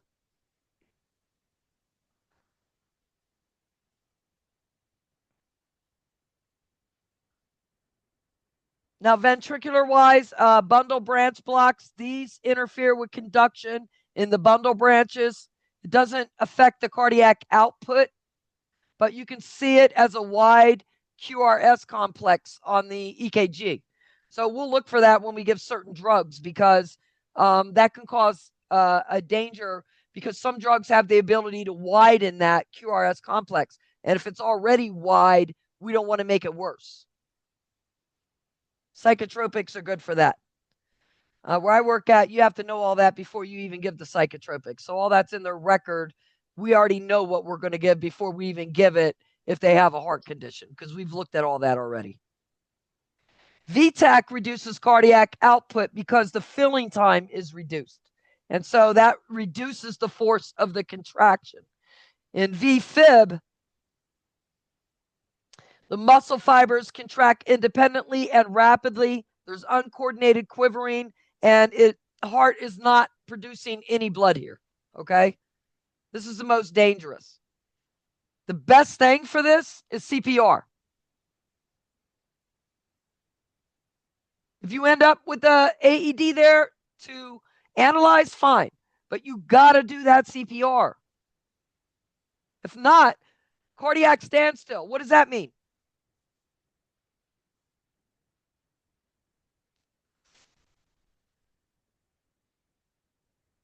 Heart response. It's not putting out. If the heart's not putting out, what are you going to do? The CPR. As the patient, you're going to die. Okay. The heart is not putting out here. You're going to die. The patient is going to die. That's why CPR. You don't need an AED here. You need to circulate the blood. The AED gets there, you put it on, it identifies the shock, it resets the heart. Great. CPR is your first step. This prevents death. CPR circulates the blood. That's why you have to do it. Otherwise, these people lack cardiac output. They'll have severe hypoxia in the myocardium and contractions stop. And that means what?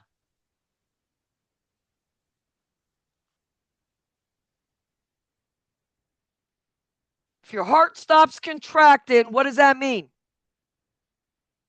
No blood flow. Low blood flow or no blood flow? Or how about death? Systole. Death. You're going to die. Okay? PVCs, these are additional beats, or they can come from outside or ectopic areas, but they can cause you to develop VFib. So we look at them, how many you have, okay? Again, that's something that somebody cardiac is going to take a closer look at, not you as the nurse. If there's multiple ones, if they happen within a certain time frame, they can cause a problem. Some doctors will tell you, like, if they only happen every so often, they're not that dangerous. All right, so what would I focus on here? I would know AFib and A-flutter, okay? Know what your tachycardia is, know what your bradycardia is. Remember, heart blocks are delays. When you get to a total heart block, then there's no conduction happening there. You're going to have a decrease in cardiac output.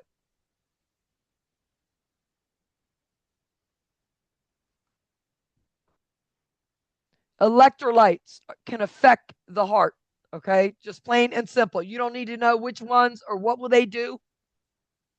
I just put this on here for your nursing knowledge. Any electrolyte abnormality can cause a problem with the heart. All right, cardiac arrest. This is when the heart stops completely. The EKG is flat. So this can be from excessive vagal nerve stimulation, potassium imbalances, cardiogenic shock, drug toxicity.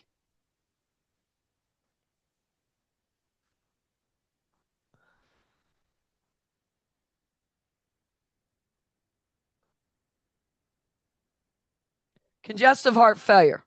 Okay, the heart is not able to pump enough blood to meet the needs of the body, and it's usually caused by either some other heart condition or lung condition. It's usually chronic. Okay, and depending on the cause, one side of the heart usually fails first, followed by the other. So, for an example, if you had an infarction in the left ventricle or essential hypertension, what kind of heart failure are you going to have? Left-sided. Left-sided. Okay. If you have pulmonary valve stenosis or pulmonary disease, what sort of heart failure are you going to have? Right-sided. Right-sided. Right-sided. Good. If you have left-sided heart failure, what kind of symptoms are you going to have? Shortness of Respiratory. breath. Respiratory, lungs, breathing. If you have right-sided heart failure, where are we going to see it? In the body. Throughout the body. In the Extremities. body. Good. Okay, so in congestive heart failure in itself, the heart is not able to maintain its pumping capability. So the volume or the output is going to be decreased, and not enough blood is going to get to the organs and the tissues. That's going to cause them to act inappropriately. So your body is going to feel fatigue, lethargy, and you'll develop a little bit of acidosis. That will increase your respirations as they try to compensate. The ventricle that's affected is not able to pump adequately. And so return to the blood of that side of the heart is also impaired. This is called a forward effect. Backup congestion develops in circulation behind the affected ventricle. The output from the ventricle is less than the inflow of blood. For example, if the left ventricle cannot pump all of its blood into systemic circulation, the normal volume of blood returning from the lungs cannot enter the left side of the heart. That causes congestion in pulmonary circulation and pulmonary edema. Fluid is then forced into the alveoli in the lungs. This is considered left-sided heart failure. In right-sided heart failure, the right ventricle cannot maintain its output. So less blood goes to the left side of the heart. This is called a forward effect, because if the blood is not enough going into the left side of the heart, then we won't have enough going out into circulation either. Congestion is apparent in systemic circulation as shown by increases in blood volume and congestion in the legs and the feet and in the liver and digestive tract, which is known as the portal circulation system. We'll also see those neck veins being distended. Here, we're talking about right-sided heart failure, right?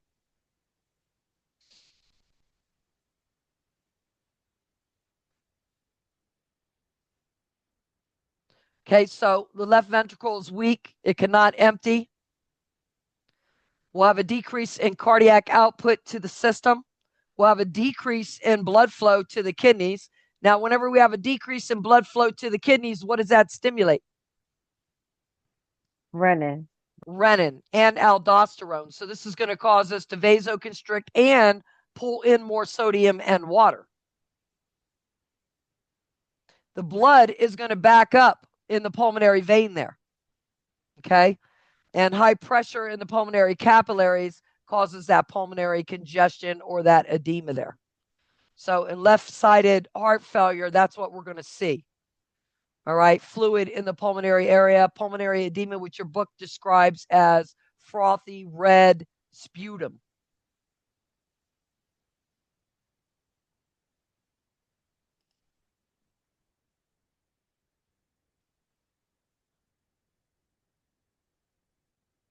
So causes of left-sided heart failure are things like essential hypertension, stenosis of the aortic valve, damage of that mitral valve. With right-sided heart failure, pulmonary disease damages the lung capillaries, increases pulmonary resistance, increases workload for the right ventricle, and that could cause the right ventricle to become enlarged and fail. Right-sided congestive heart failure, because of pulmonary disease, is often called cor pulmonale, which is right-sided heart failure, cor pulmonale.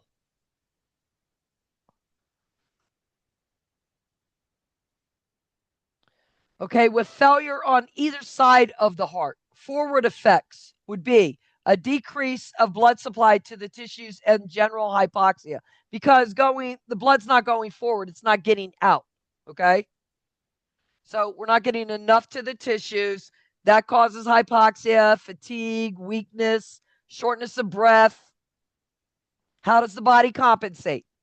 So it's going to try to increase the heart rate to get more blood out. It's going to cause vasoconstriction to the skin and the organs. So that's why you have that pallor and that hypoxia. And decrease in the urine output. So in the daytime, you're going to have a low urine output, daytime oliguria.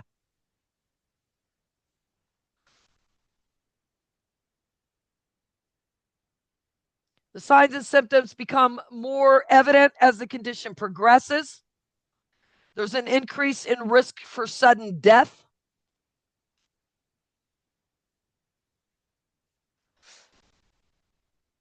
Now let's talk about the backup effects.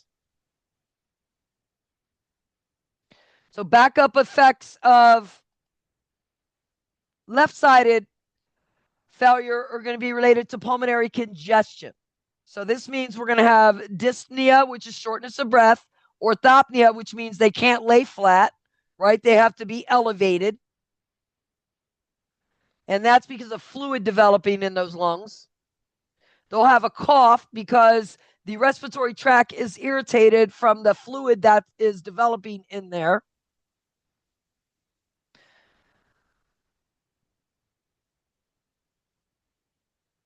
They can develop something called paroxysmal nocturnal dyspnea. And this is when they wake up in the middle of the night. They feel like they're choking. They start coughing and they cough this pink, frothy sputum. That is that pulmonary edema. Usually happens when they're sleeping, and it's because of excess fluid in the lungs. Remember, they're laying down. So gravity here is going to kick in. Where's that fluid going to go? To those dependent areas in the body. All right. And that can also lead to infections like pneumonia with that increased fluid. They can have rusty colored fluid with the pulmonary edema from iron macrophages in the lungs that are being accumulated there. Rails.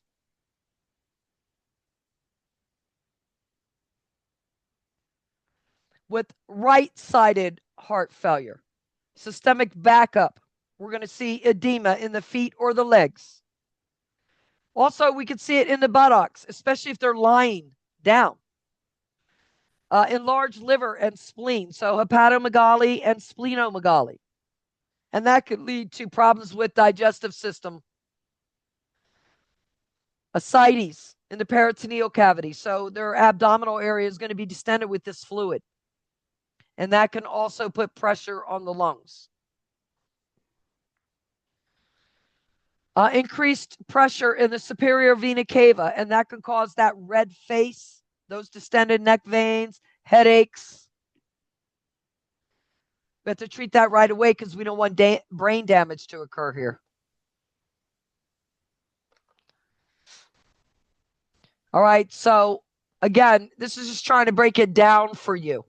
In forward failure, we don't have adequate output going out to the body. In backward failure, the blood is backing up behind the ventricle that's affected. And that's causing an increase in pressure depending on what area is being affected there. You should know the differences between left-sided and right-sided heart failure. So not only the symptoms, but the causes. And here's some really good ones right here. Everything we talked about, okay? Only one I see added that we really didn't talk about is hyperthyroidism, because that's going to cause the heart to overwork.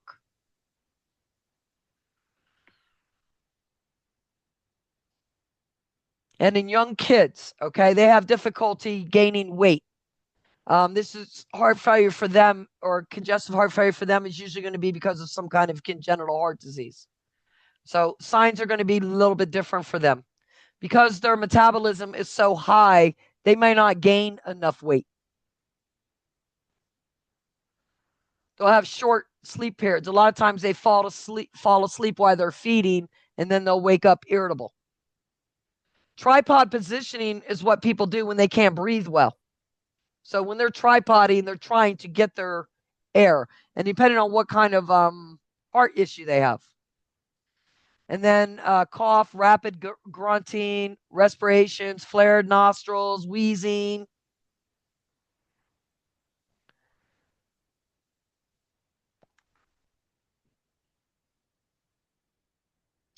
All right, so depending on what kind of defect the kid has, whether they'll have pallor, tachycardia, dyspnea on exertion, squatting positions. You'll see this with kids that have tetralogy of Fallot.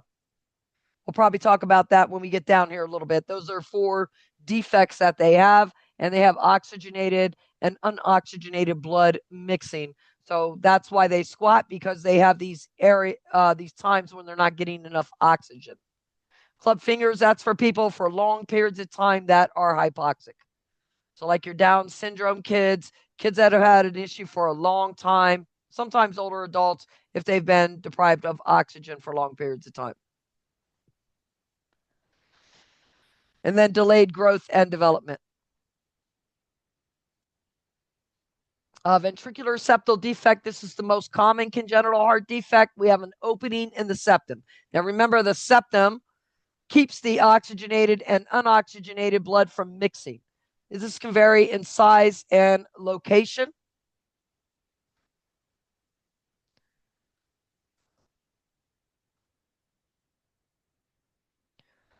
You have a untreated one. The pressure is usually going to be higher in the left ventricle. Remember, pressure moves from high to low. So it'll shunt from left to right side, and they can develop an acyanotic condition. Okay. So meaning that their oxygenated and unoxygenated blood are not necessarily mixing here, because acyanotic means that you won't be what? You won't be cyanotic. Right. You won't be blue. You won't really be lacking that oxygen, okay, unless they have a respiratory problem in the right ventricle. Now, cardiac anomalies are structural defects in the heart, and these usually develop during the first 8 weeks of embryonic life. I would know that. Okay, those cardiac anomalies are structural defects that develop during the first 8 weeks of embryonic life. These can be things like a valve altered or missing.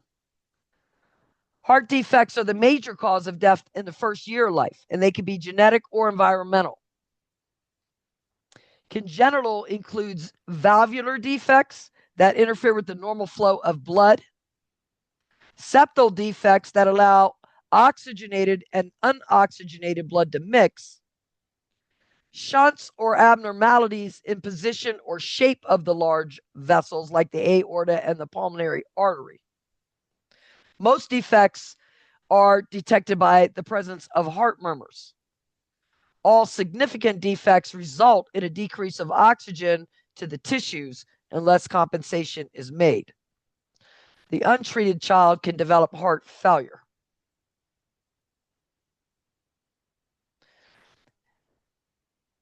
Many variations and degrees of severity are possible with these defects. Children can be cyanotic or acyanotic depending on the direction of the shunting. So, for example, left to right shunt means that blood from the left side of the heart is recycled to the right side and the lungs. This would cause an increased volume in pulmonary circulation and a decrease in cardiac output and an inefficient system. On the other hand, a right to left shunt, so if it goes from right to left, unoxygenated blood from the right side of the body bypasses the lungs and enters the left side of the heart. Acyanotic conditions are disorders where systemic blood flow consists of oxygenated blood, but they might have a reduction in the amount that's produced. In other words, a decrease in cardiac output. In cyanotic disorders, the venous blood or the unoxygenated blood mixes with the arterial blood. This allows a large amount of unoxygenated hemoglobin into the blood because it's bypassing the lungs. So we'll have a large amount of unoxygenated blood, which causes the child to be blue in color or to develop cyanosis, especially in the skin, the mucous membranes, the lips, the nails.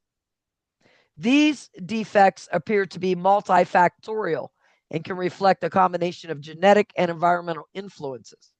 These defects are often associated with chromosome abnormalities like Down syndrome. Environmental factors include viral infections like rubella, maternal alcoholism, and maternal diabetes.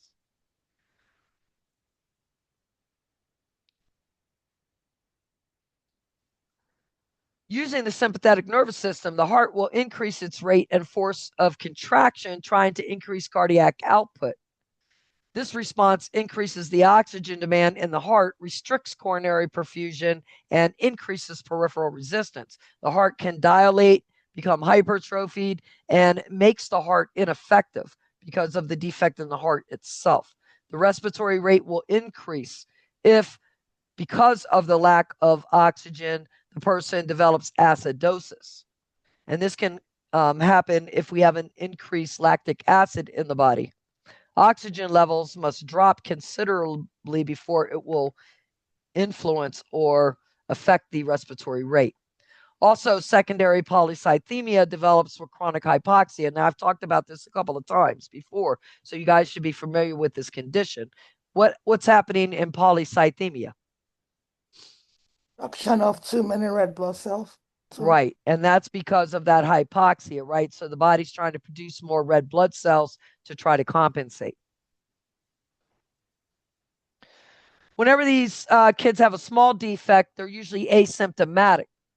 Okay. They might have a heart murmur there, but usually they're asymptomatic. Large defects can cause pallor, cyanosis, tachycardia, dyspnea on exertion, tachypnea, a squatting position, which we talked about earlier, club fingers. So now we were talking about the ventricular septal defect and how that affects with that hole in the heart, that opening in the heart. All right, septal defects can also occur in the atrial septum when the foramen ovale fails to close after birth. So remember, after birth, the baby's foramen ovale closes as they go from getting all their nutrients from the umbilical cord to now crossing over to breathing through the lungs and using their portal hypertension system and their liver. With the ventral septal defect, blood can flow through the defect, usually from left to right, and produces an acyanotic shunt. So remember, from left to right, remember that the blood has already gone through and gotten oxygenated. But in right to left, that blood doesn't get oxygenated. So that's why when it goes from right to left, usually they're cyanotic because we have oxygenated and unoxygenated mix. Any questions on that? All right, valve defects. These are usually going to affect your aortic and your pulmonary valves. But I said most of your valve defects happen where? What side of the heart? Left side. Left side. So they're going to affect your aortic and your mitral valve most of the time. But anything that affects the aortic and the pulmonary valve could either be stenosis or incompetence. Now, stenosis is when it's too thin, right? We saw that on the picture. Like the blood can't get through because the hole is not big enough. With incompetence, it doesn't close completely, and that allows it to regurgitate or leak backwards. With mitral valve prolapse, the valve leaflets, remember, those are supposed to seal and keep the blood flow in there. But if they're abnormally enlarged or floppy, it can't seal the area correctly.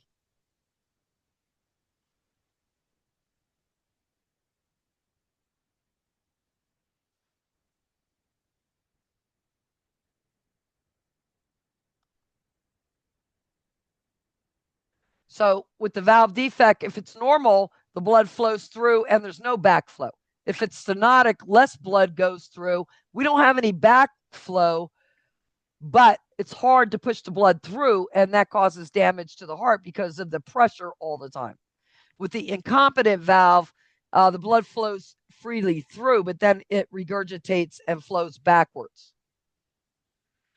So with aortic stenosis, okay, you have narrowing of the aortic valve. It doesn't allow as much blood to leave the ventricle.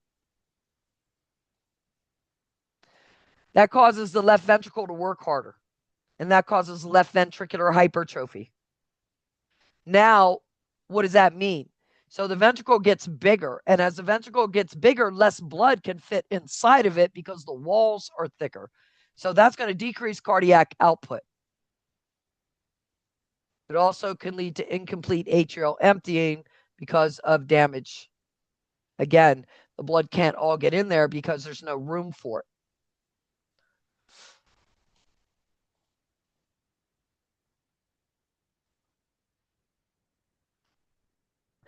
Okay, tetralogy of flow. This is 4 defects that happens to the child, and the defects mostly happen when?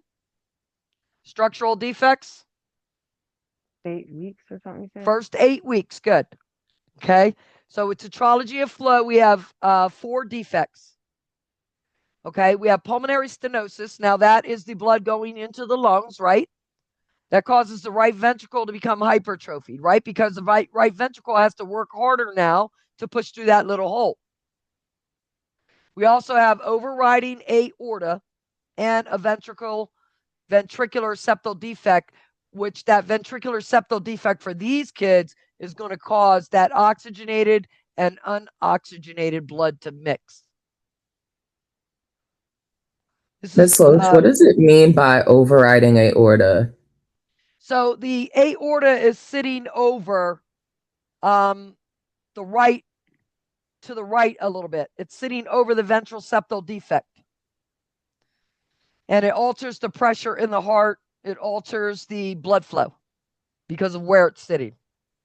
Okay, so it's like the positioning. Yes. Okay. So it's sitting right over that ventral septal defect.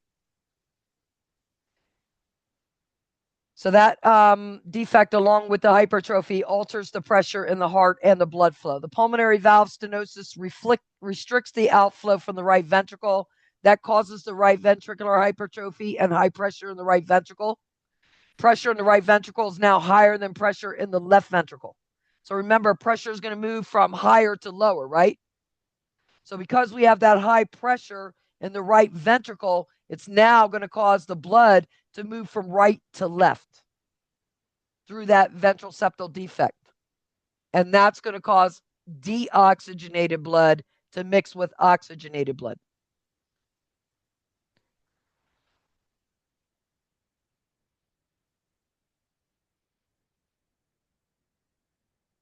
So these babies are going to look cyanotic. They have to have surgery, and usually we do it within the first year of life. All right, here's some other ones. The first one on the left is atrial septal defect. Here, the blood flow through the defect is usually left to right. So left to right, you're still having the oxygenated blood go into circulation, so we're okay. The heart may not work as efficiently because we have more blood flow there than what we expect, but the child is not going to be cyanotic, or the person.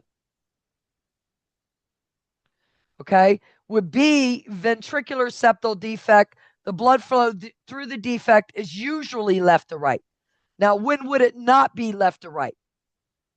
If we have more pressure in the right side than the left side. Then it's going to go right to left because it always goes from higher pressure to lower pressure. As long as we don't have that, okay, the blood will shift from left to right and it'll be acyanotic. And then C, okay, C is patent ductus arteriosus. Here we have blood flow through the ductus arteriosus, usually from the aorta to the pulmonary artery, and that produces an acyanotic shut. So this can happen again when the baby's born if the ductus arteriosus doesn't close the way it's supposed to. That can usually be caused by something to do with prostaglandin and some other things, or prematurity.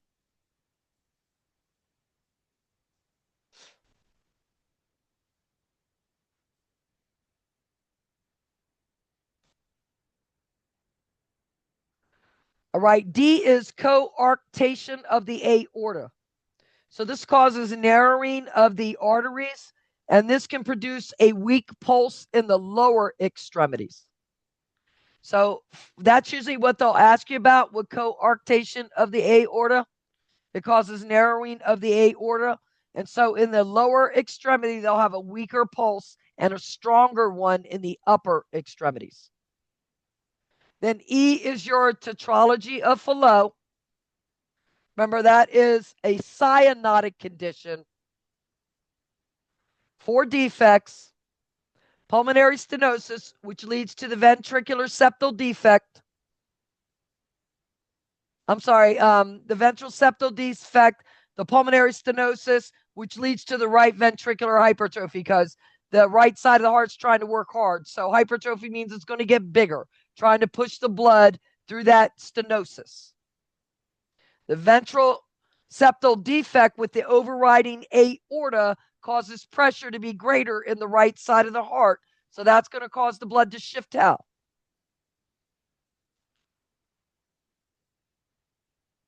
If pressure is greater in the right side, which way is it going to shift?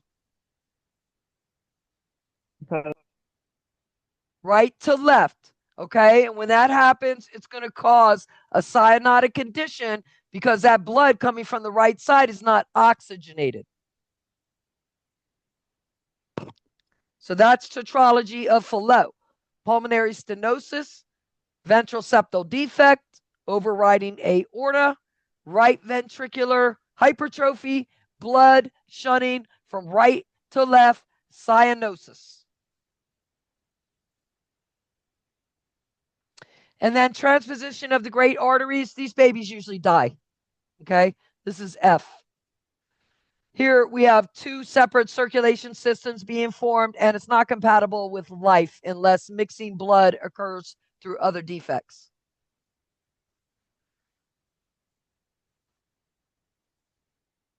All right, inflammation and infection of the heart. We only have about 20 more slides to go, guys, so I'm going to keep going. Probably not even that many because there's probably treatments and stuff mixed in here. All right, so rheumatic fever, you have to know about this. All right, this is a inflammatory condition. It's systemic, and it usually comes from some abnormal immune reaction after an untreated infection. All right, and it's usually caused by strep A hemolytic streptococcus. The inflammation is going to involve the heart, the joints, the skin. It usually happens in kids 5 to 15, but it has long-term effects. Okay, so rheumatic heart disease can become complicated by ineffective endocarditis. This is where we have inflammation of the endo, right, or the inner layer of the heart. Heart failure in older adults, it can also lead to. You have the acute stage, okay, where we have either pericarditis, which is inflammation of the pericardial sac, myocarditis, which would be inflammation of the inner muscular layer of the heart, or endocarditis, which would be the inner layer of the heart, and incompetent heart valves. Other sites of inflammation, your large joints, nodules in the fingers. Okay, and it's going to happen after something like tonsillitis, an upper respiratory infection, or strep throat because of that strep A. So this is why we want to do a rapid test for strep. I had a boss that died from a strep infection. You got to treat these things. All right, when you don't, then organisms form. They make deposits of collagen in the skin, the joints, the brain, the heart. The heart develops scar tissue. That's the only place where scar tissue will develop. And that's what leads to that rheumatic heart disease. In the acute stage, they'll have inflammation in the heart involving one or more layers. So pericarditis, the outer layer. This can lead to infusion or excessive fluid accumulation. And that can affect the heart's ability to fill. And they'll develop something called cardiac tamponade, where you have so much fluid around the heart it can't contract at all. Myocarditis. So this would be inflammation in that muscular layer of the heart. So you have lesions in the heart muscle, and you have these little things that are called Ascoff bodies. And those Ascoff bodies can cause arrhythmias because they interfere with the conduction process. And then endocarditis. So now we have the inner layer of the heart. This is the most common problem with rheumatic heart disease. Endocarditis affects the valves. It can cause them to become edematous, and it can cause them to form wart-like vegetations that we call varicae. And they grow on those little cusps, okay, around the valve. The mitral valve is affected most often. Inflammation disrupts the flow of blood and effectiveness of the left ventricle. The valve can become stenosis or incompetent. Now, if that happens, it could lead to what? Because it's the mitral valve. Failure. It could lead to what?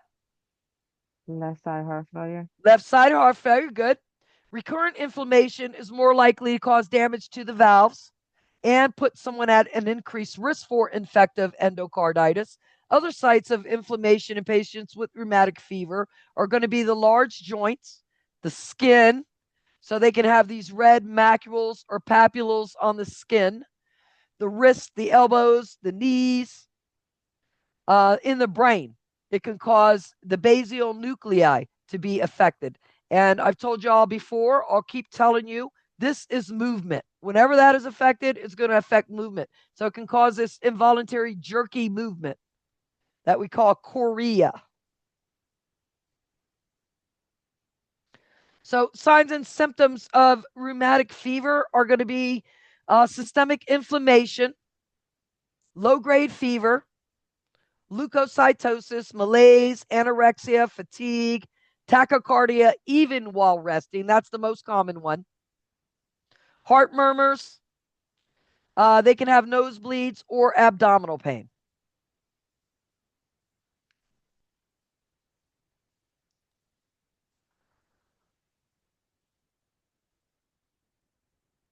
And then this is just showing you how it develops. So they get this group A, hemolytic strep, the antibodies form, they start to deposit collagen in the joints. Okay. We have inflammation of the heart, the joints, the skin, and the brain, wherever these deposits are made. Pericarditis would lead to effusion, extra fluid, because that's inflammation of that fluid around the pericardial area. Myocarditis, arrhythmias, because of those Ashkoff bodies that cause the arrhythmias. Endocarditis, because that damages the valves themselves.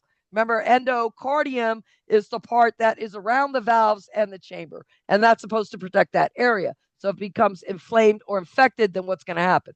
And then that causes scar tissue to develop. The valves can't function. It can produce arrhythmias, and eventually they can develop rheumatic heart disease. Any questions on that? Infective endocarditis. So this is the middle or the inner layer of the heart. I'm sorry, the inner layer.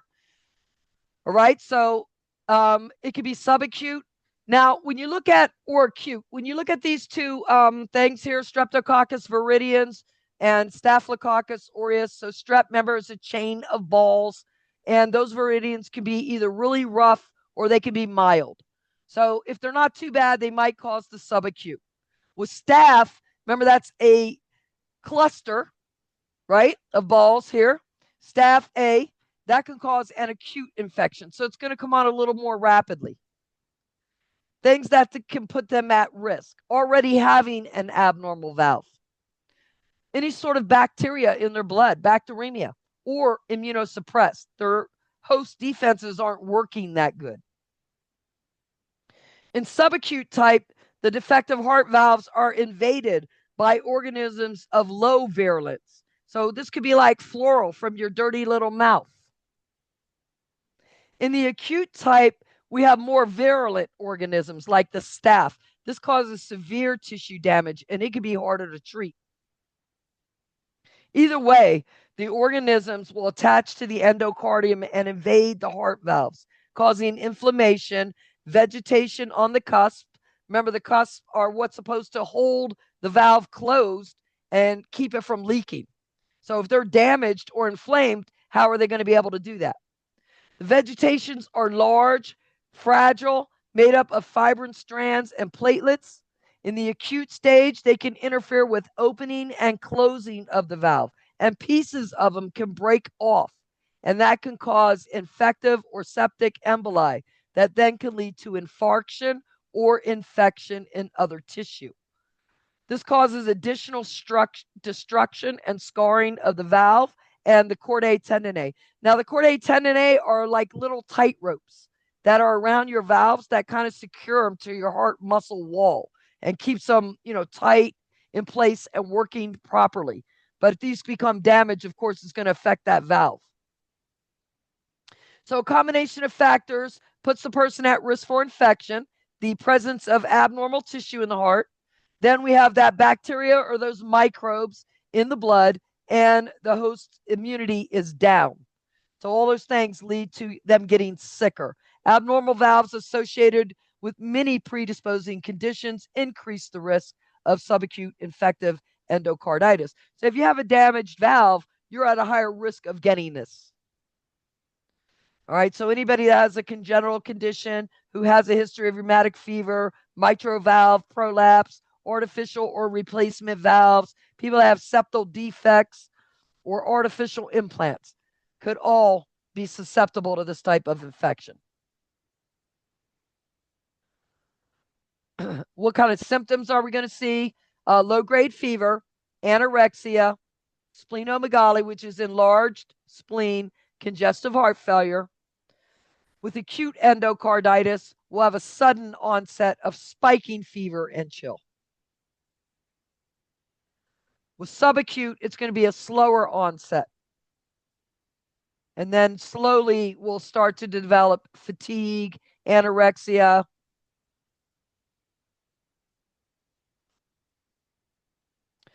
Pericarditis, this could be acute or chronic.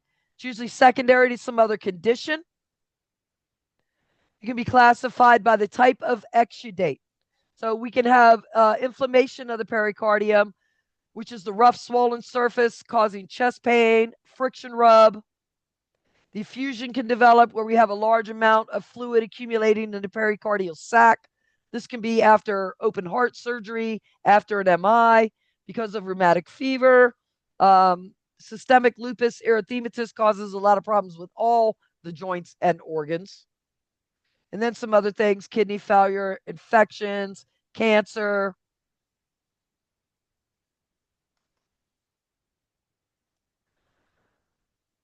All right, so the fluid around the heart compresses the heart. The heart's not able to expand, to fill. Again, this can lead to cardiac tamponade. The fluid backs up into systemic circulation. We have a decrease in output, to the body and to the lungs. Fluid that develops there can be fibrinous, meaning it has fibroids in it.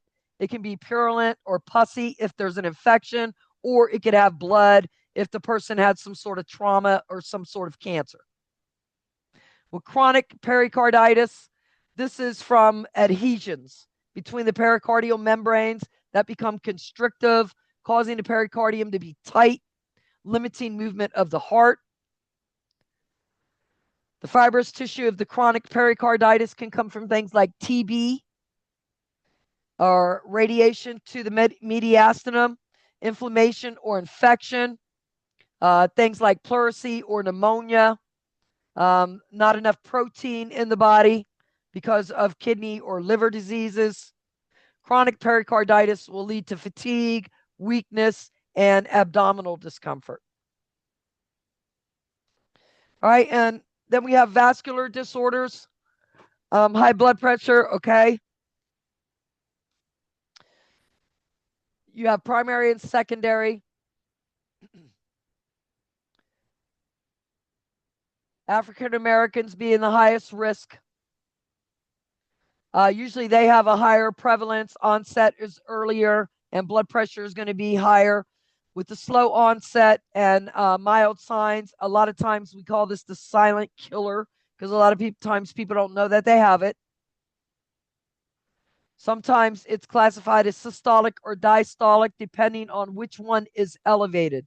So in older people with the loss of the elasticity in the arteries, they'll frequently have a high systolic pressure and a low diastolic.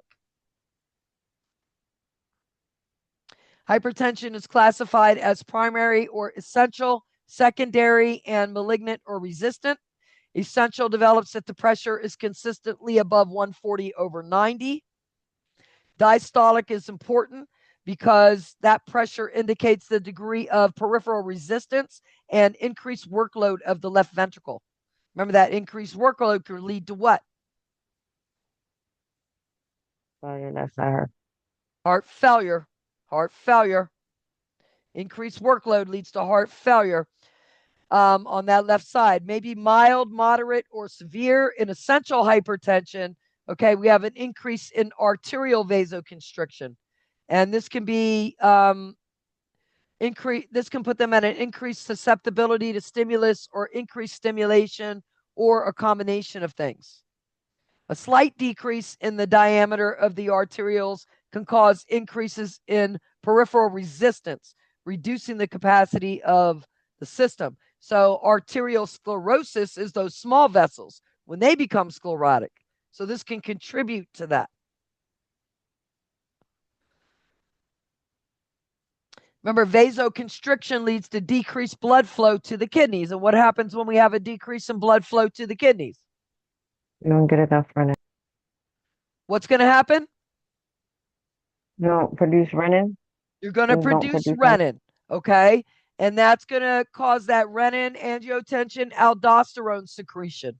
And that will increase vasoconstriction and volume, further increasing the blood pressure. If the cycle is not broken, blood pressure will continue to increase.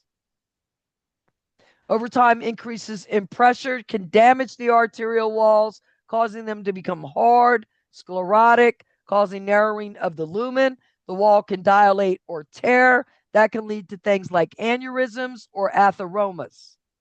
Blood supply to the area is reduced, causing ischemia, necrosis, loss of function.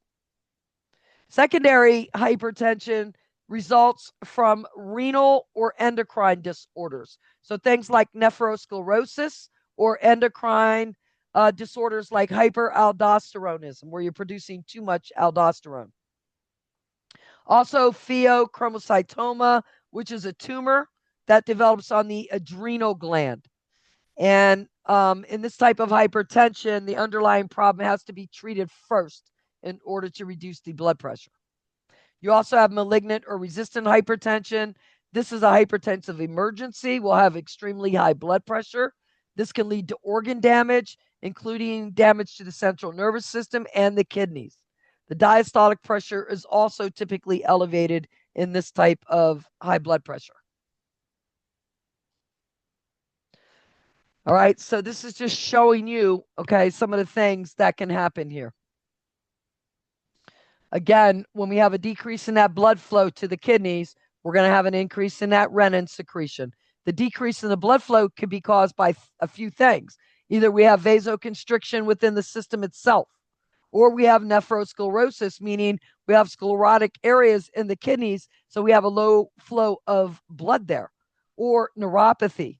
Diabetic neuropathy can also cause low flow into those kidneys. All those things can cause an increase in renin, because whenever the kidneys have low flow coming in, they're going to increase the renin, because all the body knows is we're not getting enough blood. We need to find a way to increase it so the organs don't become damaged. Okay, so the body starts releasing that renin. That's going to stimulate that whole RAS, renin, aldosterone, angiotensin, well, it's renin, angiotensin, aldosterone system. Okay, and that's going to increase the blood pressure. Okay, why does it cause damage? Because now we're increasing blood pressure to those small vessels, like the retinols in the eyes. The arterial walls increase pressure, causing atherosclerosis, damage to the cerebral arteries that could lead to stroke, increased workload for the heart, causing left-sided heart failure, damage to the vessels in the kidneys.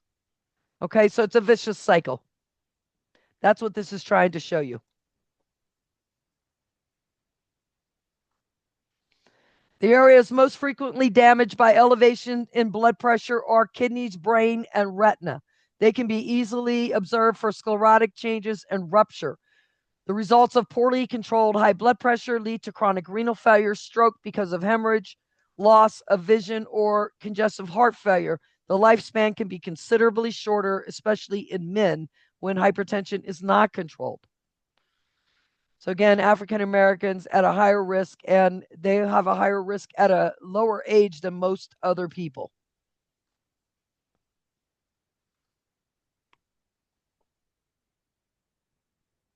Again, this is just telling you why you need to control that blood pressure. What is it going to do?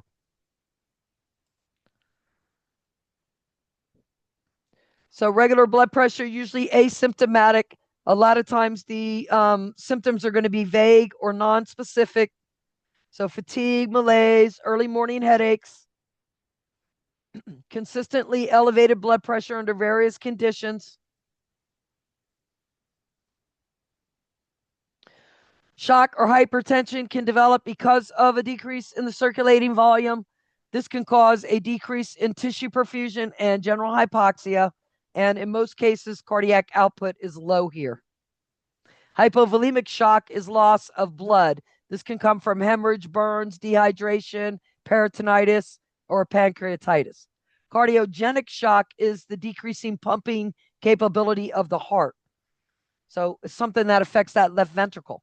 An MI of the left ventricle, an arrhythmia, like VFib, pulmonary embolus, cardiac tamponade. All these are going to affect cardiac output. Vasogenic or distributive shock. This is vasodilation due to loss of sympathetic and vasomotor sympathetic. So this is usually from a spinal cord injury, hypoglycemia, pain, fear, and then anaphylactic, which is a severe allergic reaction to either insect stings, drugs, nuts, shellfish. This causes vasodilation, increased permeability, and it can lead to a heart attack, cardiac arrest. Septic shock. Okay, this is when we have a bacteria and it's an endotoxin and it gets in our system and it causes vasodilation. So the blood will pool and it can't get to the tissue. Usually this happens with the gram-negative bacteria.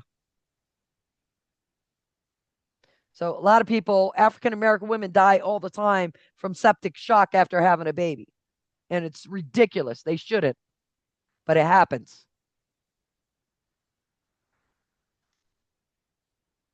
All right, what are we going to see in shock? So anxiety, tachycardia, pallor, lightheadedness, syncope, sweating, oliguria.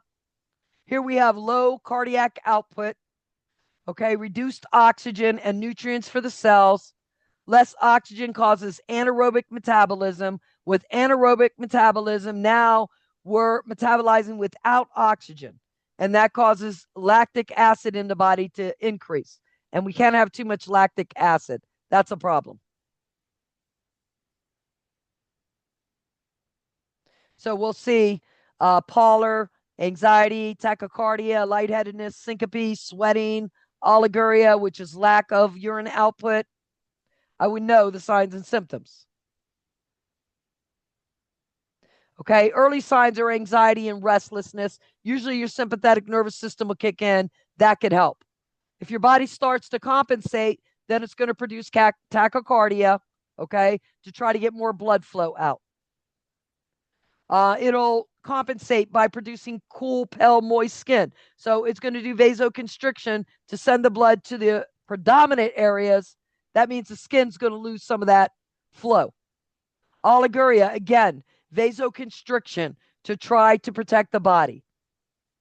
Thirst. The osmoreceptors are going to be stimulated here, which is going to stimulate that hypothalamus and hopefully stimulate some other things to happen so the body can compensate.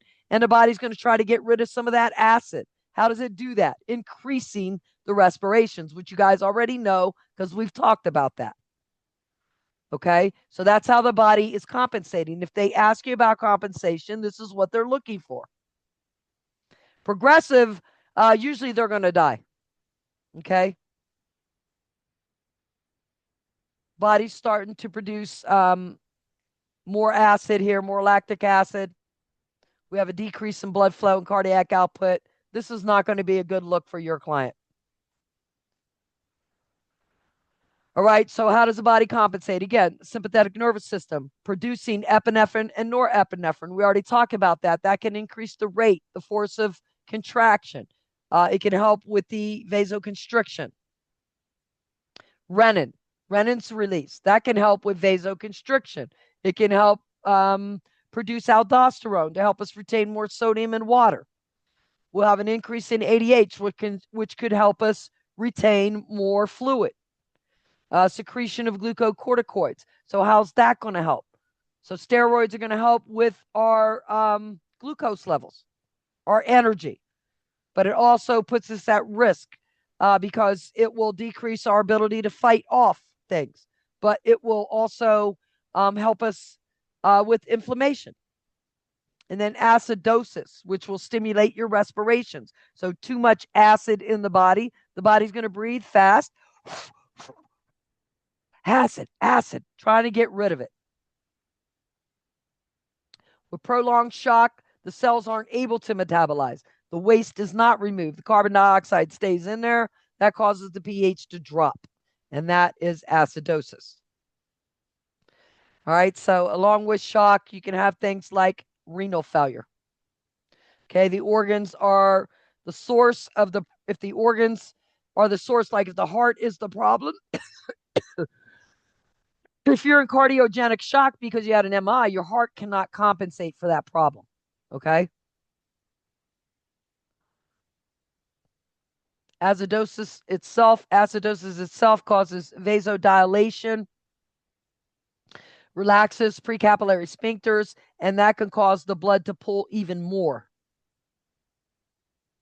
If the shock is not reversed quickly, it's going to become very hard to reverse it.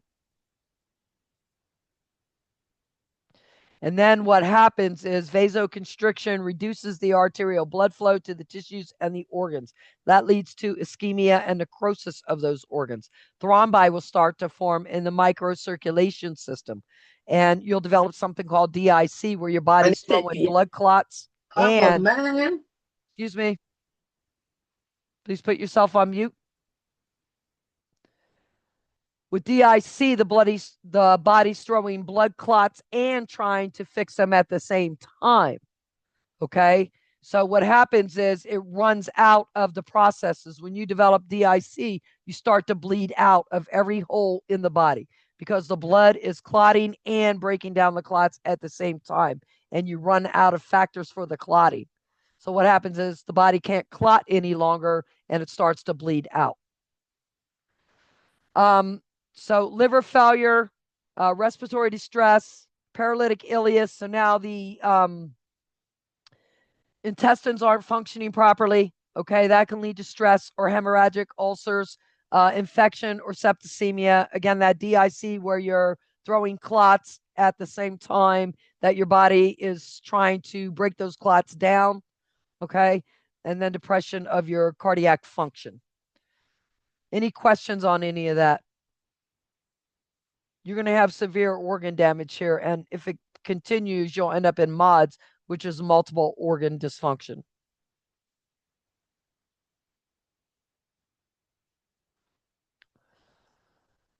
All right. So that's just telling you the different stages, what's going to happen. Early, progressive. With progressive, sometimes we can turn it around.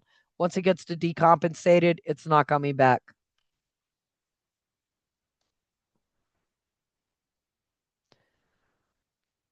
All right, so prognosis is good in the early stages, but the mortality rate increases as decompensation shock develops in conjunction with renal failure, acute respiratory distress syndrome, or DIC. That's it. Questions? Nope. Thank you. Are you going to upload this to YouTube? I will, but it probably won't be till a little later because it's going to take probably a couple hours for it to convert. Okay, thanks. Have a good night. Day. All right, you too. Thank you. Thank you. You're welcome.